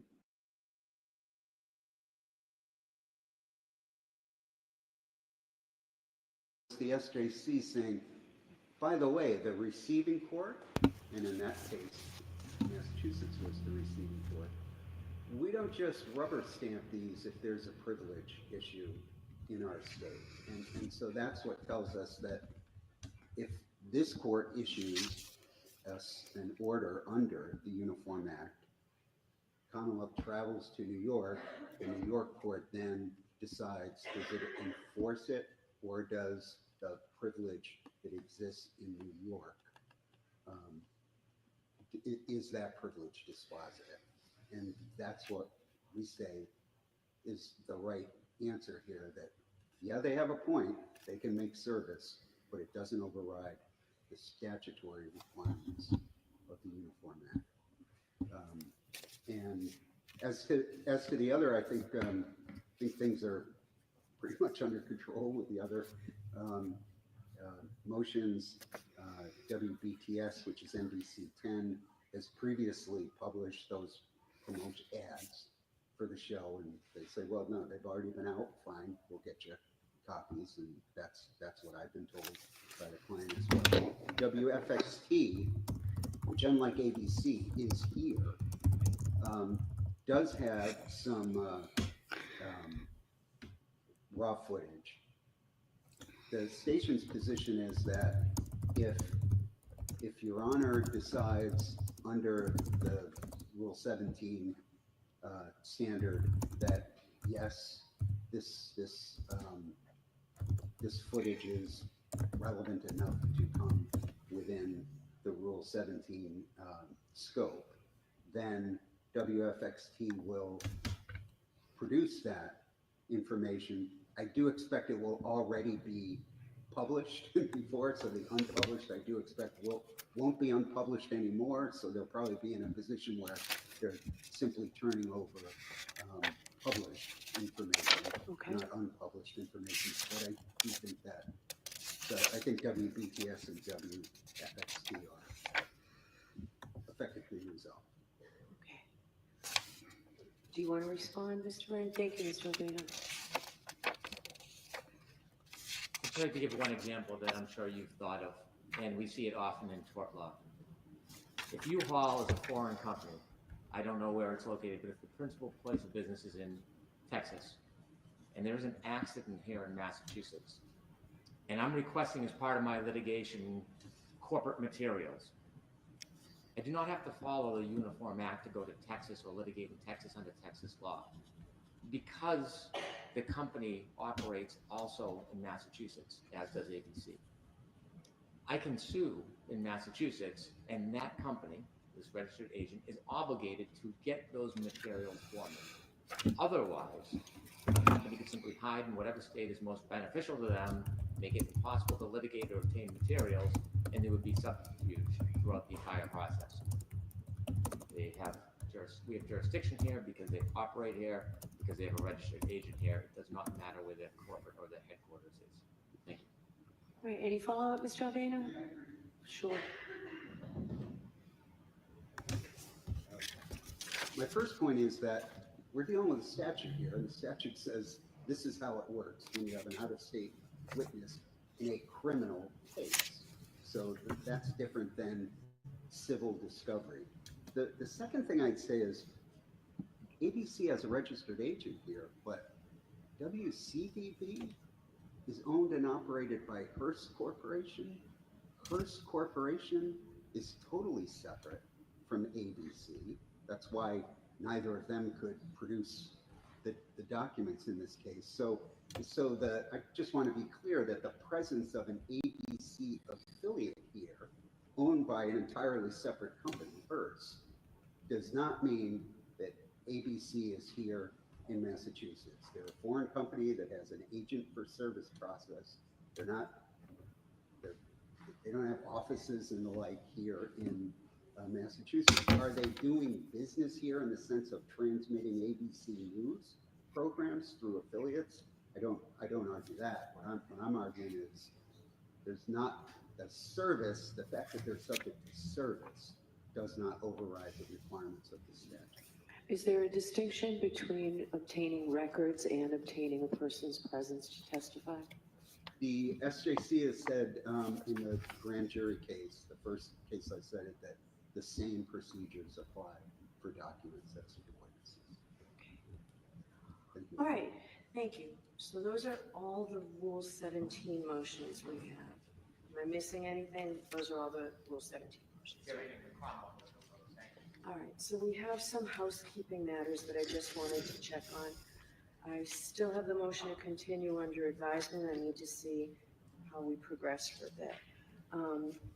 The Commonwealth's notice regarding the testing of the telematics system, where do we stand with that, Mr. Brennan? I know you had said you told them that in Thanksgiving rather than Christmas to highlight big holidays, but where are we? I did, and if I could have had it done quicker, I would have got somebody else. I have spoken to my expert numerous times. He has coordinated with the defense expert. They are heading to Texas on December 2nd. Okay. On December 2nd, they're going to test all of the chips, and there's an SD card that we expect has information on it. And then they're both scheduled to travel back to Massachusetts for December 5th. And they're going to do what's called the chip on, where they take the chips, the SD card, they reapply it to the boards, they put it back in the modules, and they put it in the actual car because there's different software which will give it even a more fulsome reading. And so after the December 5th event is done, I've asked my expert if I could have all results within a week. I have an uncertain response, promise to do his best, which really doesn't give a lot of meaning, but my hope is within 7 to 10 days. Okay, thank you. And I don't know, Ms. Little or Mr. Jackson, if you have the answer to this. The transcripts of the sidebar conferences. Ms. Little, do you have any scheduling idea on when those will be available? Yes, and I do believe that Mr. Jackson has spoken with the court reporter and emailed the clerk's office with an update. It's going to be a little bit longer than initially expected. One of the reporters had sort of like a family emergency and needed some additional time. And so I believe, and I'll have Mr. Jackson correct me if I'm wrong, but I believe she needed until about 6 weeks to get the sidebar conference. 6 weeks from the November 13th date? 6 weeks from about a week after the November 13th date. Thank you, Your Honor. Thank you. All right. Mr. Jackson, did you want to speak? Your Honor, Ms. Little addressed the court's specific question about the transcripts, and that's as accurate a bit of information as I have, so I'll submit on that. All right, thank you. All right, that is it for today. The Commonwealth is going to file a response to the discovery of communications in possession, custody, and control of the Commonwealth by 11/27, right? Yes. Your Honor, I provided the defense this morning with a response to their motion. We'll Okay. file it with the court. It is a request that they made that is very labor and time consuming, but a very important task that I've been involved with. I've expended many, many hours, and I need many more. We do have, or I have produced, or have a production that I'd like to produce to the defense. I've shown them a protective order this morning to see if they were agreeable. I do not want to speak for them. If there is a protective order, I can turn over the first production that I've produced, and there is more to come. All right, any objection to the protective order? I have not seen this document, obviously, nor the proposed order. Right, there are a couple of issues related to this motion in addition to the protective order that I'd like to address with the court that I've briefly discussed with Mr. Brennan. All right, I haven't read this yet, so I won't know what you're talking about, Mr. Newman. So I believe you have read our motion, right? The motion that I read your motion, I have. Right, so it's just in relation to the motion, Judge. All right. So, Your Honor, generally speaking, we do not have an objection to a protective order as long as it is issued without prejudice, which I believe Mr. Brennan is in agreement with. All right, is there one here? Was there a proposed protective order? I have it right here, Your Honor. Mr. Brennan printed this test this morning.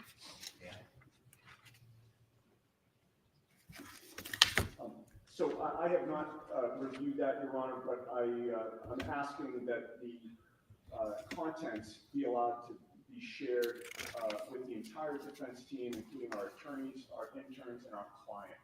I don't believe Mr. Brennan has an objection to that, but that would be our request with regard to the protective order, with the understanding that we could come back before the court and revisit that if we deem it appropriate. Is there any objection to the sharing with the There's no defense team? objection to the parties they would like to share with, and I understand it's no prejudice. Okay. Yes, and with regard to the motion itself, Your Honor, I had come prepared with an argument for the allowance of the motion. Given Mr. Brennan's, the work that he's done in terms of trying to gather this material and get it to us along with the protective order, I assume that there's no general objection to the motion, so I don't need to be heard in that regard, assuming the court would allow the motion. But I would raise an issue for the court, actually two issues. One is that we were informed this morning that Mr. Brennan has gone through Mr. Morrissey's cell phone. Apparently there is one work cell phone and one personal cell phone. Obviously the personal cell phone becomes relevant because he used a personal email address to make an ex parte communication with the court. One concern that we have is that we were told this morning that with regard to Mr. Morrissey's text messages, not emails, but text messages, apparently they're somehow remarkably set to auto-delete after 30 days. That obviously raises some questions for us, maybe the subject of a future motion, but more immediately, the concern is every day that passes, we're losing text messages from 30 days prior. So, through today, I Are they believe. preserved, Mr. Brennan? I've been preserving them since I started the task last week. I'll continue to preserve them. All right, so that, Yes, that deals with that issue. So the only remaining issue, Your Honor, is with regard to the searches that Mr. Brennan conducted himself, he had searched for all emails sent from Michael Morrissey's iCloud personal email to any emails that had a JUD in the suffix of the email address. okay. The significance of that is? The significance is that would supposedly capture any ex parte communications with members of the judiciary or the clerk's office, and I appreciate that effort. However, we think we assert that it's insufficient. We believe that searches should be done of his iCloud email for the name Reed, spelled R-E-A-D correctly, or Reed R-E-E-D, which is how Mr. Morrissey typed it in his ex parte communication with the court. We don't know if he did that for the purpose of avoiding a FOIA request or if he just misspelled my client's name. But we believe there should be a search for both of those spellings. And in addition, we also believe there should be a search of his email address, the personal email address, for the names of the relevant witnesses, and we can give the court a list, for the names of all judges who have sat on this case, in terms of, is there an attempt to communicate with a judge on some type of personal email account, like he used a personal email account. And then also we believe there should be a search for any clerk's office employees for the same reason, both at Stoughton District Court where this case originated and this court as well. We have obviously reason not to trust Mr. Morrissey in light of his actions using this personal email account to make an ex parte communication. And we'd ask that a more thorough search be done for these types of communications. All right, so why don't you continue to talk with Mr. Brennan and we can have a hearing on this motion if there's anything that you still need on December 12th when we're back here for the Daubert hearing. That's fair enough. Thank you. Does that make sense, Mr. Brennan? It does. I've taken extensive steps to do this myself to accommodate the defense in the most broadest fashion, and I'll continue to do that. If they want to discuss how I can accommodate them, All right. So we will see everyone, December 12th. So when do you expect to get me any written material you want me to have prior to the Daubert hearing? Yeah. Yes. Your Honor, we draft the planning and hearing motion. I need to review it. I'd like to get it to you by the end of the week. That's great. I expect to be here at the end of the week, so that's great. Thank you. And your response by next week, Ms. Giannetti? Ms. Little? Yes, if we could have it at least a week, Your Honor. Okay, so I'll give you 10 days, Thank you. as long as that gets me before the 12th. No problem. All right. Yes, Your Honor. Yeah, if I can get it, as soon as you can get it. All right. Anything else? Yes. I'm sorry to interrupt. That's okay. May I inquire if the protective order is going to be signed by the...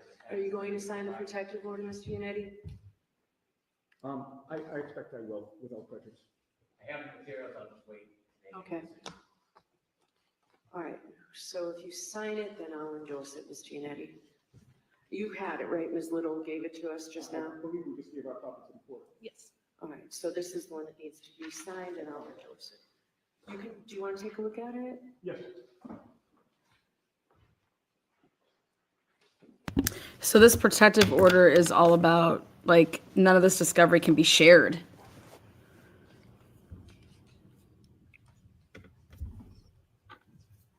And so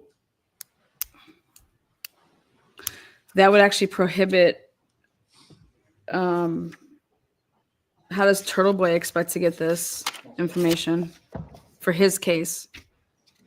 Because I think that they've been, sharing discovery because of, obviously the fuckerage, I would be doing the same thing.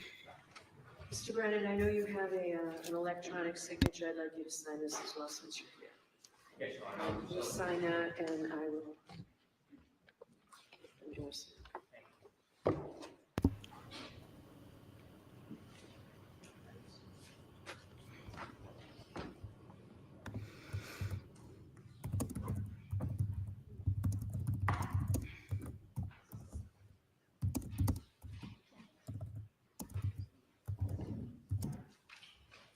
Okay.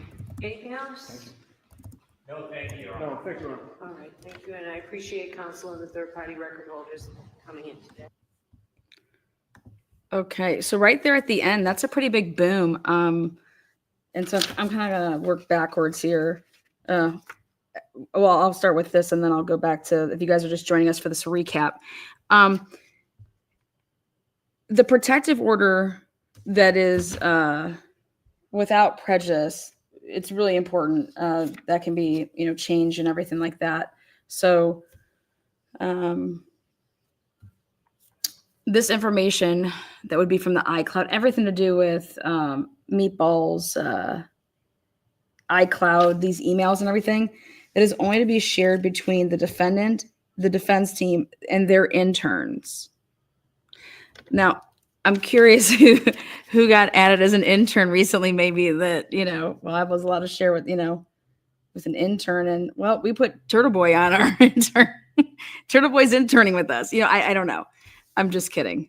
But that's what it was, is that the only people that could see this material, that's what this protective order is about. So, interesting. Okay. The next time we're going to be back for the Karen Reed hearing or anything to do with her case is December 12th. And that is for the Daubert hearing. And that's going to be the ER doctor that testified to the dog bites in trial 1. They're going to try to get her, the Commonwealth is going to try to say, like, she's not an expert, blah, blah, blah. So they're going to be talking about the ER doctor that testified to the dog bites. At the hearing on December 12th as well, we're going to be talking about the personal email, iCloud, the results of all of that. That'll be coming up because Yannetti wanted to make sure that, hey, these two cell phones, one of them is a work, one of them is a personal phone. They got the preservation because the DA's cell phone is set I'm guessing both of them auto delete after 30 days. Okay. So he said we were losing text messages, and so therefore we want to preserve that. And that's being preserved. Now, the only searches that have been done to this date by Hank have been searches that have the JUD suffix. Okay. And Yannetti was like saying, hey, hold on, back up. We need read to be spelled correctly. Do a search of, read in the subject line, spell it READ, then do it REED. And I'm over here to saying, why not do it every way possible? Put the damn name Karen in that mofo. But once the names of judges that have been involved in this case, witness names to be, searched for to see if there's been any communication with witnesses, the, employees that are like the clerk of courts. And then let's not forget about Stoughton. I want to say I like a Boston. Now, I think it's something interesting is I believe personally that man, the DA, was spelling her name wrong on purpose. I mean, come on. For it to be spelled multiple ways, multiple times, that to me is just like inept in itself. Like, this is like the biggest case that mofo's ever done, and he doesn't know how to spell the last name of the defendant. So I would think that would be for reasons to avoid detection. What a complete asshat. All right.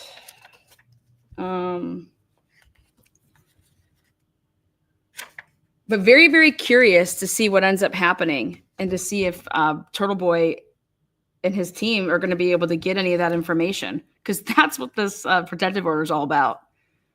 Okay. The transcripts of the sidebars are going to take an extra, well, it was 6 weeks from November 21st, the 20th. So they're looking at like January 1 to be able to get the sidebar transcripts due to a family emergency with, one of the people that were writing it up.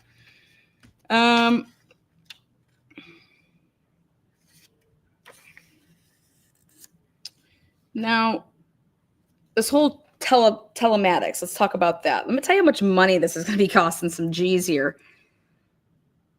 The Commonwealth and the defense, they're both sending their experts. They coordinated this December 2nd to travel to Texas. Okay. Then they're going to test these chips. They're going to have these SD cards. And so they're going to be doing stuff out in Texas. Then they're going to travel back then to Massachusetts on December 5th, where they're going to do a chip on. After the December 5th date, Hank is expecting to get results within 7 to 10 days after this chip on, which is putting you right around the 15th to the 17th, a week before Christmas. Okay.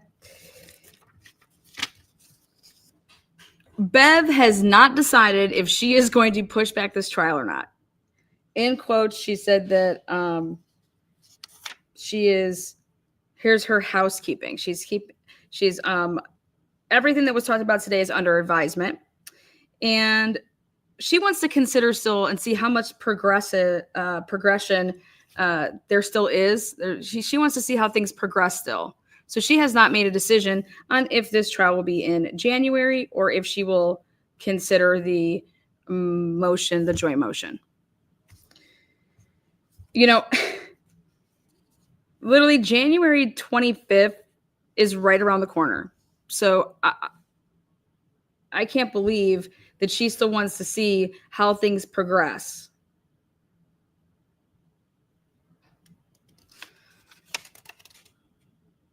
Now, off of what this man Hank has been talking about, if I'm the defense, I'm withdrawing my motion to joint ask for this continuation. I think that this time is only going to help the prosecution after what I heard in this courtroom today. I would withdraw my motion, my joint motion, because time I believe is, I don't know what's going on, but I don't think it's anything that's going to help the defense here. But all this stuff that he wants, that Hank wants, all this stuff from all the media, that's going to take some time. And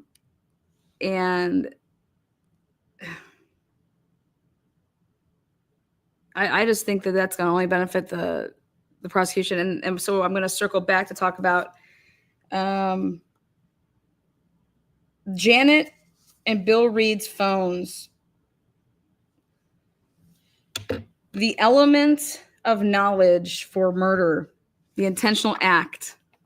The intentional act here. That's why the Commonwealth is seeking Janet and Bill's cell phone records. I thought it was interesting when I caught that lie that Little came up and said, wait a second, no. He is asking for MSM messages and SMS detailed billing, like a month long. Like he's not, what he is saying and what this motion says are two different things. So I thought that was really, really interesting. Then they were talking about this. So on Bill Reed's, her dad, there's this call at 6:32 a.m.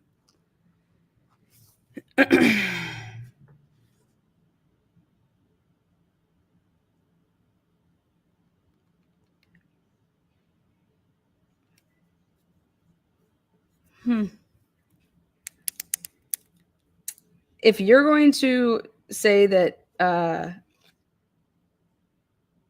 Commonwealth gets this information, then since this is a new trial, right? Think about this. It's a new trial.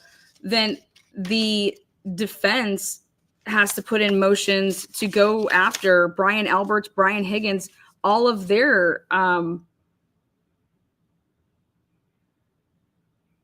historical phone records, right? Because then I have a right to defend myself.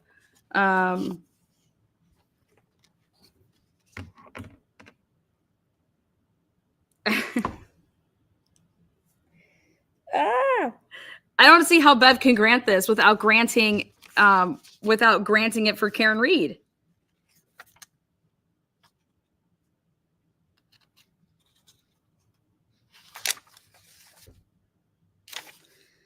And then it's something that's just sticking out of my mind and I just can't get out of my mind is,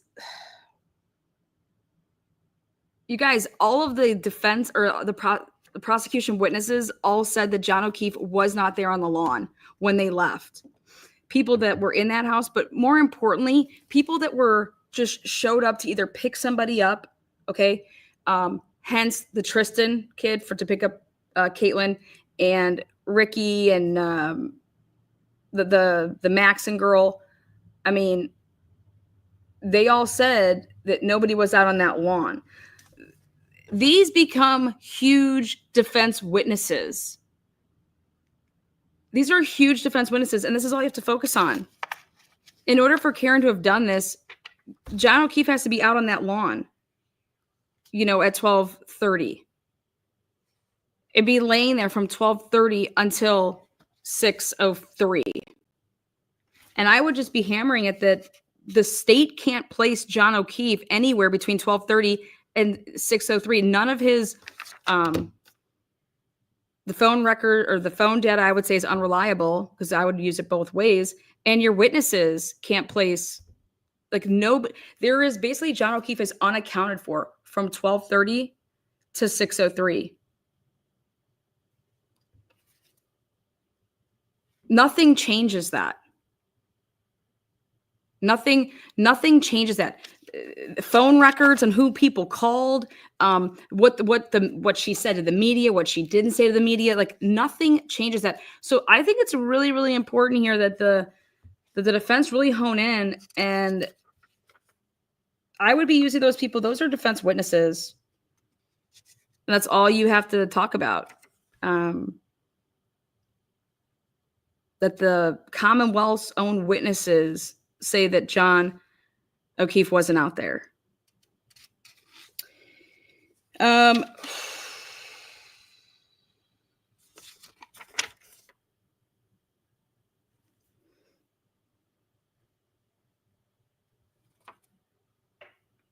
Gretchen Voss, man.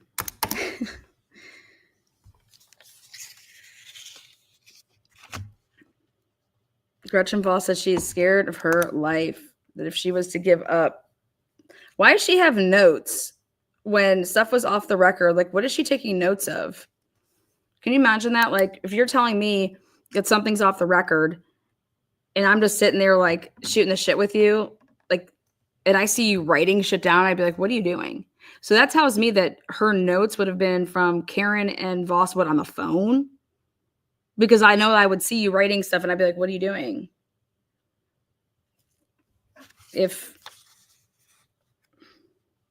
That's based off of the arguments I heard here today, is that they're partial little like scribbles, and then how does she even still have that stuff? I mean, that's going to be a pretty organized person. You know how many notes I have from like being on the phone with people?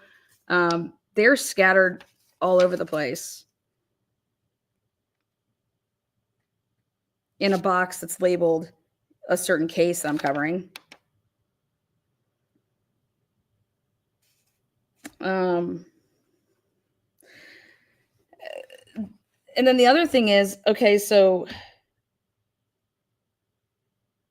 if we're all in the same room and I'm hanging out with you, and your lawyer's there, okay, and we're all talking, hanging out, but then you want to talk to your attorney and you guys have like a huddle up session, how is that not client attorney privilege right there?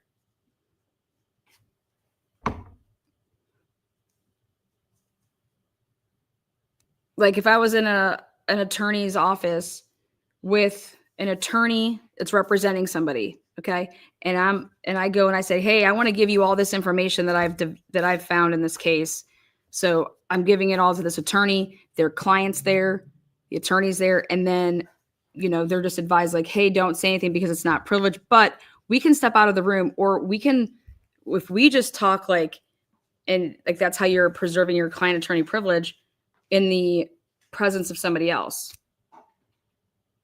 So for me, when I hear this whole thing like, hey, stop, or hey, cut, or whatever, and they're going to talk, like, I personally believe that Gretchen Voss would have to testify that they didn't go into like a huddle mode, that they just talked freely and openly in front of me. Because I think Alan Jackson's really smart, and I don't think that he would ever, and same with Yannetti and Little, because their names were said, they were at this interview, so their names were in a transcript 37 times for Yannetti, 33 times for Little, and 33 times for Jackson. And I'm just...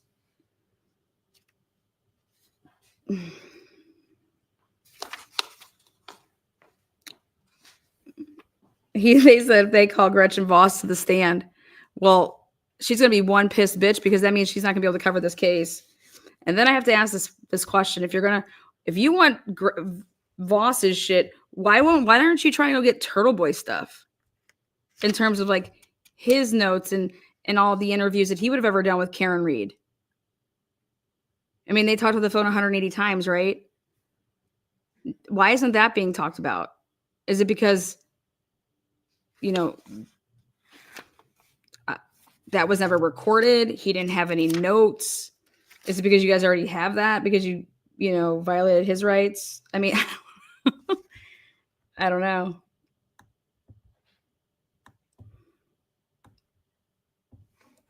They already have a ton of Turtle Boy stuff from when he was arrested. Yeah, but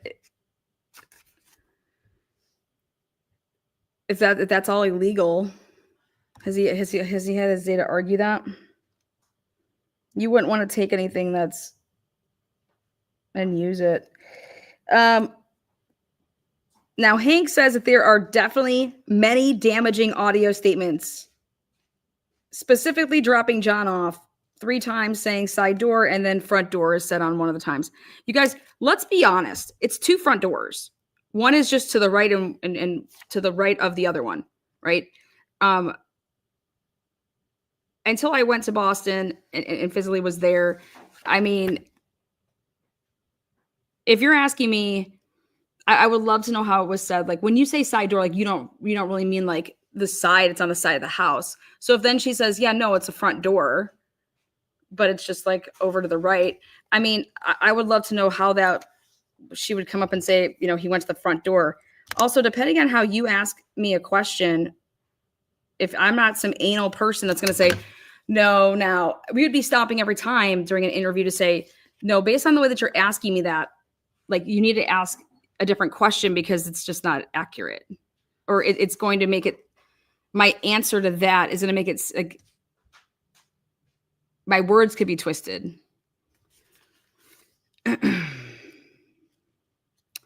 And then Hank said that basically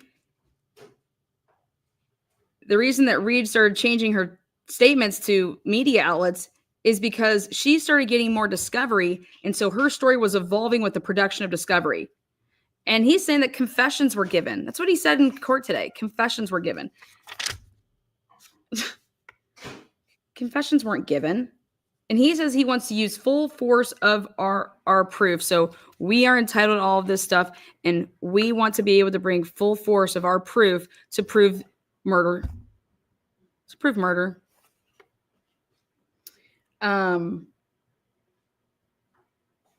Interesting that they want to talk about, he's trying to do a timeline here. And he's basically saying that Karen Reed wouldn't have been at the hospital yet when the phone call would have been had at 6:20, the 6:23, 6:32 time frame. And so in this interview, it says, well, this was at the hospital, but here Karen Reed wasn't at the hospital yet. According, you know, that's, he's doing this timeline. And I'm like, yeah, exactly. So he's going to timeline the fuck out of he's going to go timeline. And so I think that the defense should really go timeline with, well, your victim is unaccounted for, you know, from 12:30 to 6:03, 6:04. So then I thought to myself, well, what is Brennan going to, like, what is he going to do? He has to have something up his sleeve. Okay. Like, where is John if he's not on the lawn? Like all your witnesses said, he's not on the lawn. You know, where is he?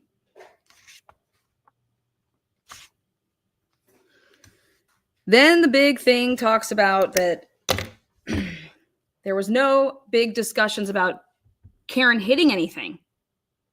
It's like that morning. Yes, there was.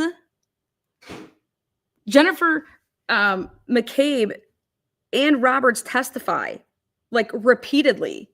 Their testimony in trial one most certainly talks about how, oh yeah, Karen wanted to point out, here, take a look.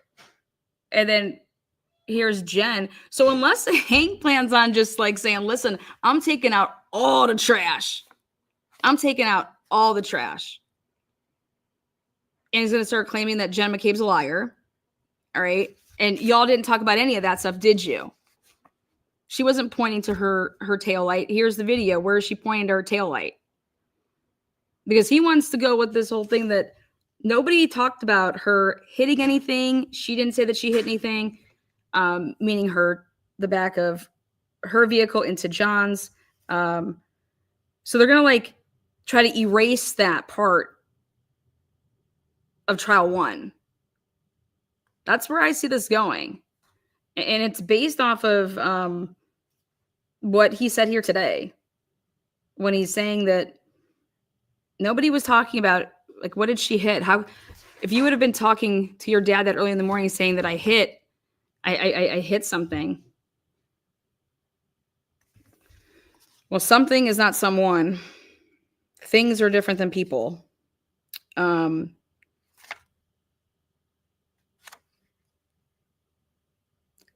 And then I want to back it up to listen to what he had. He messed up something that he was saying here when he was arguing, and he was, let me go to this timestamp.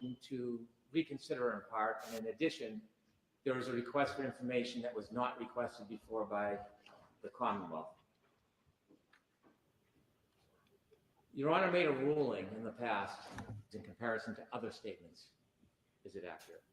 And we know that it's not. There are many instances where she has given different statements between versions. Also internally, in Ms. Voss's interview, as I mentioned, there are statements, redaction, return, and a different statement. For example, she was only sipping at the waterfall, which would suggest further drinking. And then after a redaction and interruption, she's sipping water at the waterfall, as incredulous as that may be. And so clearly something happened during that redaction that changed the admission, drinking alcohol, which is part of this case, to something of water. And so I think that the claim in this motion really has no relevance to the. Okay. What if I'm doing an interview and my lawyer's there and they just ask me a question and I say what he's implying here is like, yeah, I was just like sipping at the waterfall bar. And then my lawyer's like, wait a second, hold on. No. Did you hear the question that was asked? Like, hang on a second. I don't want you guys to be changing up her words, or I don't want people to be, so we need to clarify this. What were you sipping? Oh, okay. I got what you're saying. Yeah. So let me make sure that we're clear about this. I was sipping water. Now, is that me changing my story? I would say no. That's my lawyer saying, wait a second. I see how this could be spun. Hang on a second. Karen, why don't you clarify? What were you sipping? I was sipping water. I mean,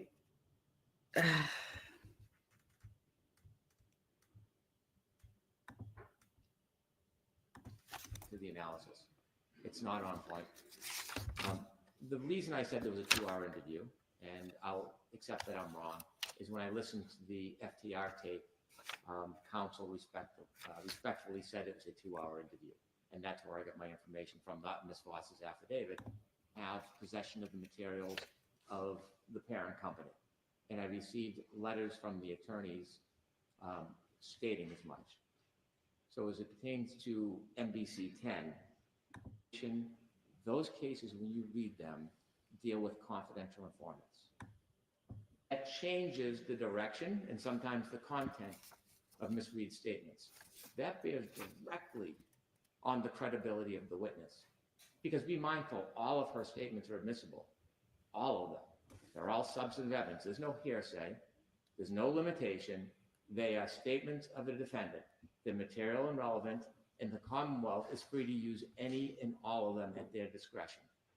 And so it's not only what she says in the interview, it is what is missing in the redactions. Now, certainly, there may be discussions in those redactions. Takes the stand. We have phone records demonstrating all of his phone calls and that he had control of that phone. It's about Mr. Reed. Somebody else was handling the phone. Or, on the other hand, if the position is going to be that Janet Reed answered the phone, the father's phone, or that William Reed answered the mother's phone, then we'll call both witnesses at trial and we'll sort it out. But it is that very nature of suggesting confusion or uncertainty that the government is obligated to try to prevent that trial. And we're being diligent, we're being studious, and we're going to be prepared. And these records will help us do that. That is the exact point and reason why we need these records. Thank you. Mike, did you want to respond at all, Ms. Little? Well, I think the Commonwealth actually brought up the issue of, they tried to basically say, I need the Verizon records because Karen's phone records don't establish that Mr. Reed answered the phone. But all I'm saying is that neither do the Verizon records. So there's no additional information. That was just awesome right there. Like, yeah, neither did the Verizon. That doesn't tell you who answered it. Okay? Who answered the phone. And right before this is when he talks about bleeding, so it wouldn't swell, or they could have cracked his cranium. Now, certainly he would have suffered significant impairment, but I expect the government is pursuing a witness And my expectation on my research is a witness will say life-saving procedures within the first 2 hours would have saved or could have saved John O'Keefe. And so if Miss Reed knew within the first 2 hours that she hit him and that medical procedures could have saved his life, then this is relevant material to show her knowledge that something. Okay, right here. This is where I am determined to make sure that everybody knows this. This man is 100% gonna say that she knew that she hit him, had knowledge of it, had this conscious of like, you know, guilt, calling her parents. That's why it is imperative to say, then why didn't anybody see him on the lawn? And you need to focus in on the people that would have been sober. You need to focus on the people that came to that house that would have went both ways. So when they, Tristan, when he came to pick up Caitlin, and then when he leaves, he's coming this way, unless he's going to say, well, I came from that way. Okay. I mean, either way, he's on the right side. He's on that same side. That John O'Keefe was not on the ground, laying there.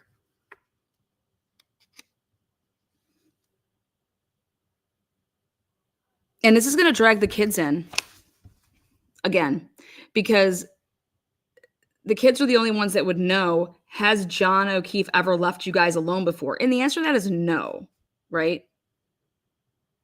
So then it would be reasonable that Karen is like, I'm ready to leave and I want to get the hell out of here. Like, can anything happen to me if I was like leave the kids that, you know, alone, or like what, you know, or should I just like wait till it gets there? Like, I just don't want the kids to see an argument in the morning. I mean, none of these people saw a body. These people now become huge. But the way he wants to change this hardcore and use that phone call is like, that's Karen knowing that she hit John. The government has no idea where John was from 12:30 until 6:03, and that's what I'd be hammering home. All of their witnesses, the Commonwealth's own witnesses, nobody saw him. So are they going to get someone to change their mind and say, okay, I'm going to say that I saw him? And I mean, what? But let's go back one step further when he talks about basically Jen McCabe in a way, but SMS messages, not looking to forensically download the phone, just the call records, because I expect it will establish that there are no other calls in that 30-day period from Miss Reed to her parents at 1:30 in the morning. But can't you get that from Ms. Reed? I don't think that there's ever been a time in that 30-day period where John didn't come home, right?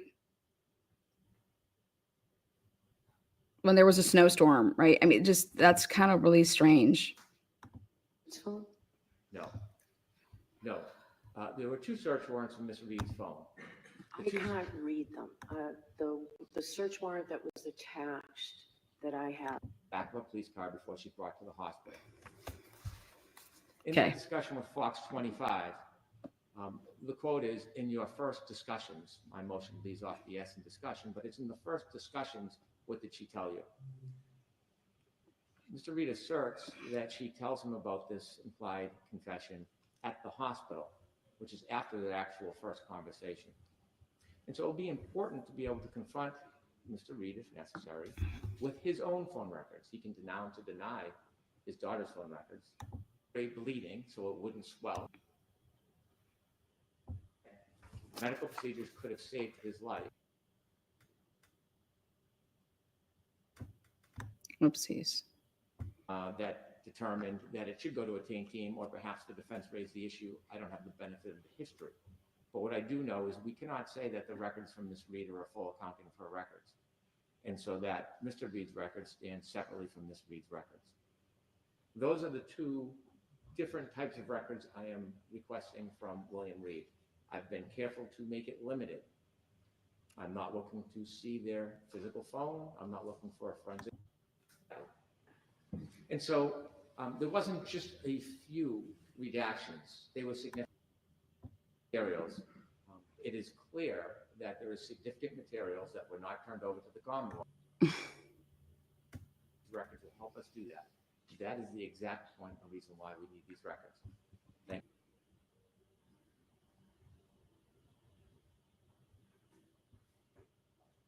you. Made that they don't want the Commonwealth to learn about is just wishful thinking. That's all it is. And, you know, I'm not oblivious to the fact that there are a number of statements that are made that are redacted to Ms. Voss. This is wild. This is wild because none of this will ever change the fact that nobody saw John O'Keefe's body on the lawn. How do you get around that? How do you get around that? Unbelievable. Unbelievable. Nothing gets you around that. Sorry. End of story.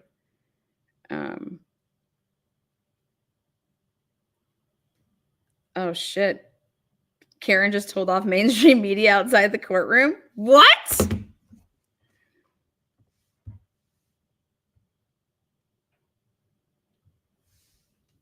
Let's take a look. Hmm.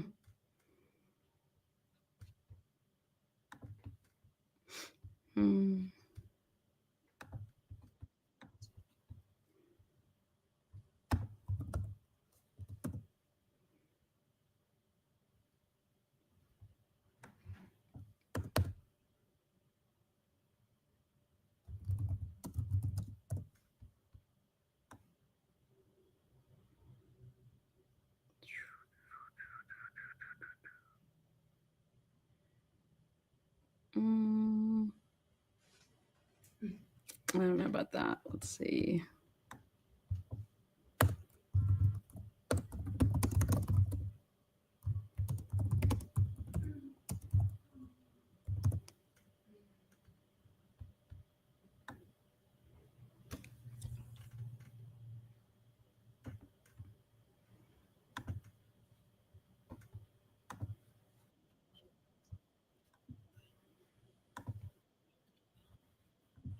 All right, let's see. I want to share screen.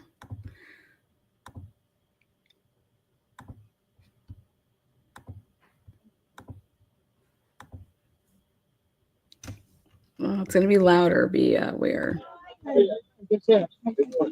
Yeah, the mods. I am blessed to have the. It's raining out there. Months.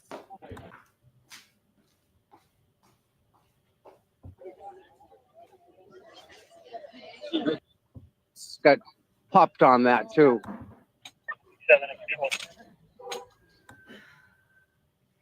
Oh, here we go.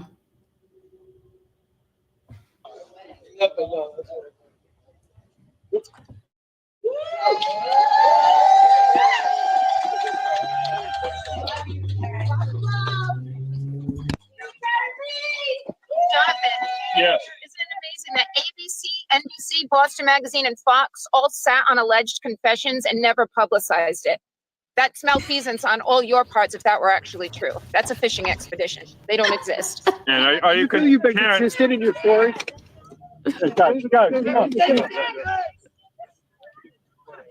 Good for you, Karen. You tell them.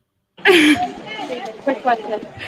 Oh, shit. Karen said, if all these confessions exist, then it's shame on you guys that had all these confessions and you didn't turn them over.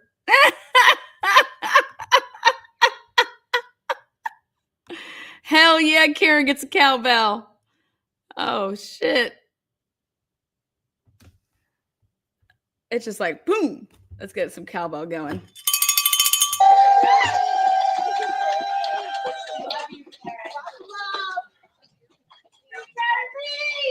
Jonathan. Yes. Isn't it amazing that ABC, NBC, Boston Magazine, and Fox all sat on alleged confessions and never publicized it? That's malfeasance on all your parts if that were actually true. That's a fishing expedition. They don't exist. And are you you've been consistent in your story? Hey, guys, come on. Good for you, Karen. You tell them. Quick question. The judge not making a decision on the trial date, how's that impacting how you guys are prepping? Well, we're just continuing to march without preparation. We're going to be able to handle whatever comes our way, but we really hope that you'll entertain the request. I think both sides realize it's in the interest of justice, so we're hopeful. Is there any chance you meet you halfway and it's not April, but it's, I don't know. Always a possibility. That's what happened last time. It's right. Just the thoughts about how all these sorts of things go. I really don't have any thoughts. Nothing went, that good job, Liza. Didn't expect. It's working through the issues. There's nothing, no bombshells today. What's this? No bombshells. Next, we have an evidence hearing on December 12th. There should be witness testimony at that point, probably more lengthy than today, I would imagine. How soon do you see the trial? Well, we have a trial date right now in late January. We're hoping that it's pushed off, but we shall see. Mr. Unetti, what do you think they're fishing for in this fishing expedition? That's a question that's better directed at the Commonwealth. We believe they didn't make the appropriate showing and that the motion should be denied, but it's in the hands of the judge now. Thank you, guys. Okay, see you. Yeah. Nice. She put it. All right, so I only have one thing to say. When people are like, I cannot believe that Lana would ever go somewhere and shove cameras in people's faces. That's all mainstream media does is shove cameras in people's faces. I'm going to shove cameras and cowbells. Oh, shit. All right, guys, that's a wrap. This is wild. None of this matters. John O'Keefe was not on the lawn from 12:30 to 6:03. Nobody put him on the lawn. So many people walked past that body, allegedly, because he's supposed to be just laying there. There's no way in hell that's what you stick to. It is just not credible to believe that there's a body out there and that nobody from that house and then the people that came that weren't even at that house, that's all you stick with. That is the case, especially now that they want to try to move in some crazy different direction. And then you hammer down that most certainly Karen Reed was talking with those other girls that morning about hitting and pointing out, and you use Jennifer McCabe's own words. Jennifer McCabe said it. You use them. I feel like this Hank guy, he's going to try to take down Karen, and he doesn't care who he's going to take down with that. If that means that he outs Jennifer McCabe's lies, so be it. But that's just what I saw today. It was very interesting that he's going to try to say that nobody was talking about damage to anybody's taillight prior to 6:30 in the morning. That's a fucking lie, because that's all those girls testify to. So, you just can't have it both ways. Or when you do, then you're admitting that these people committed perjury. But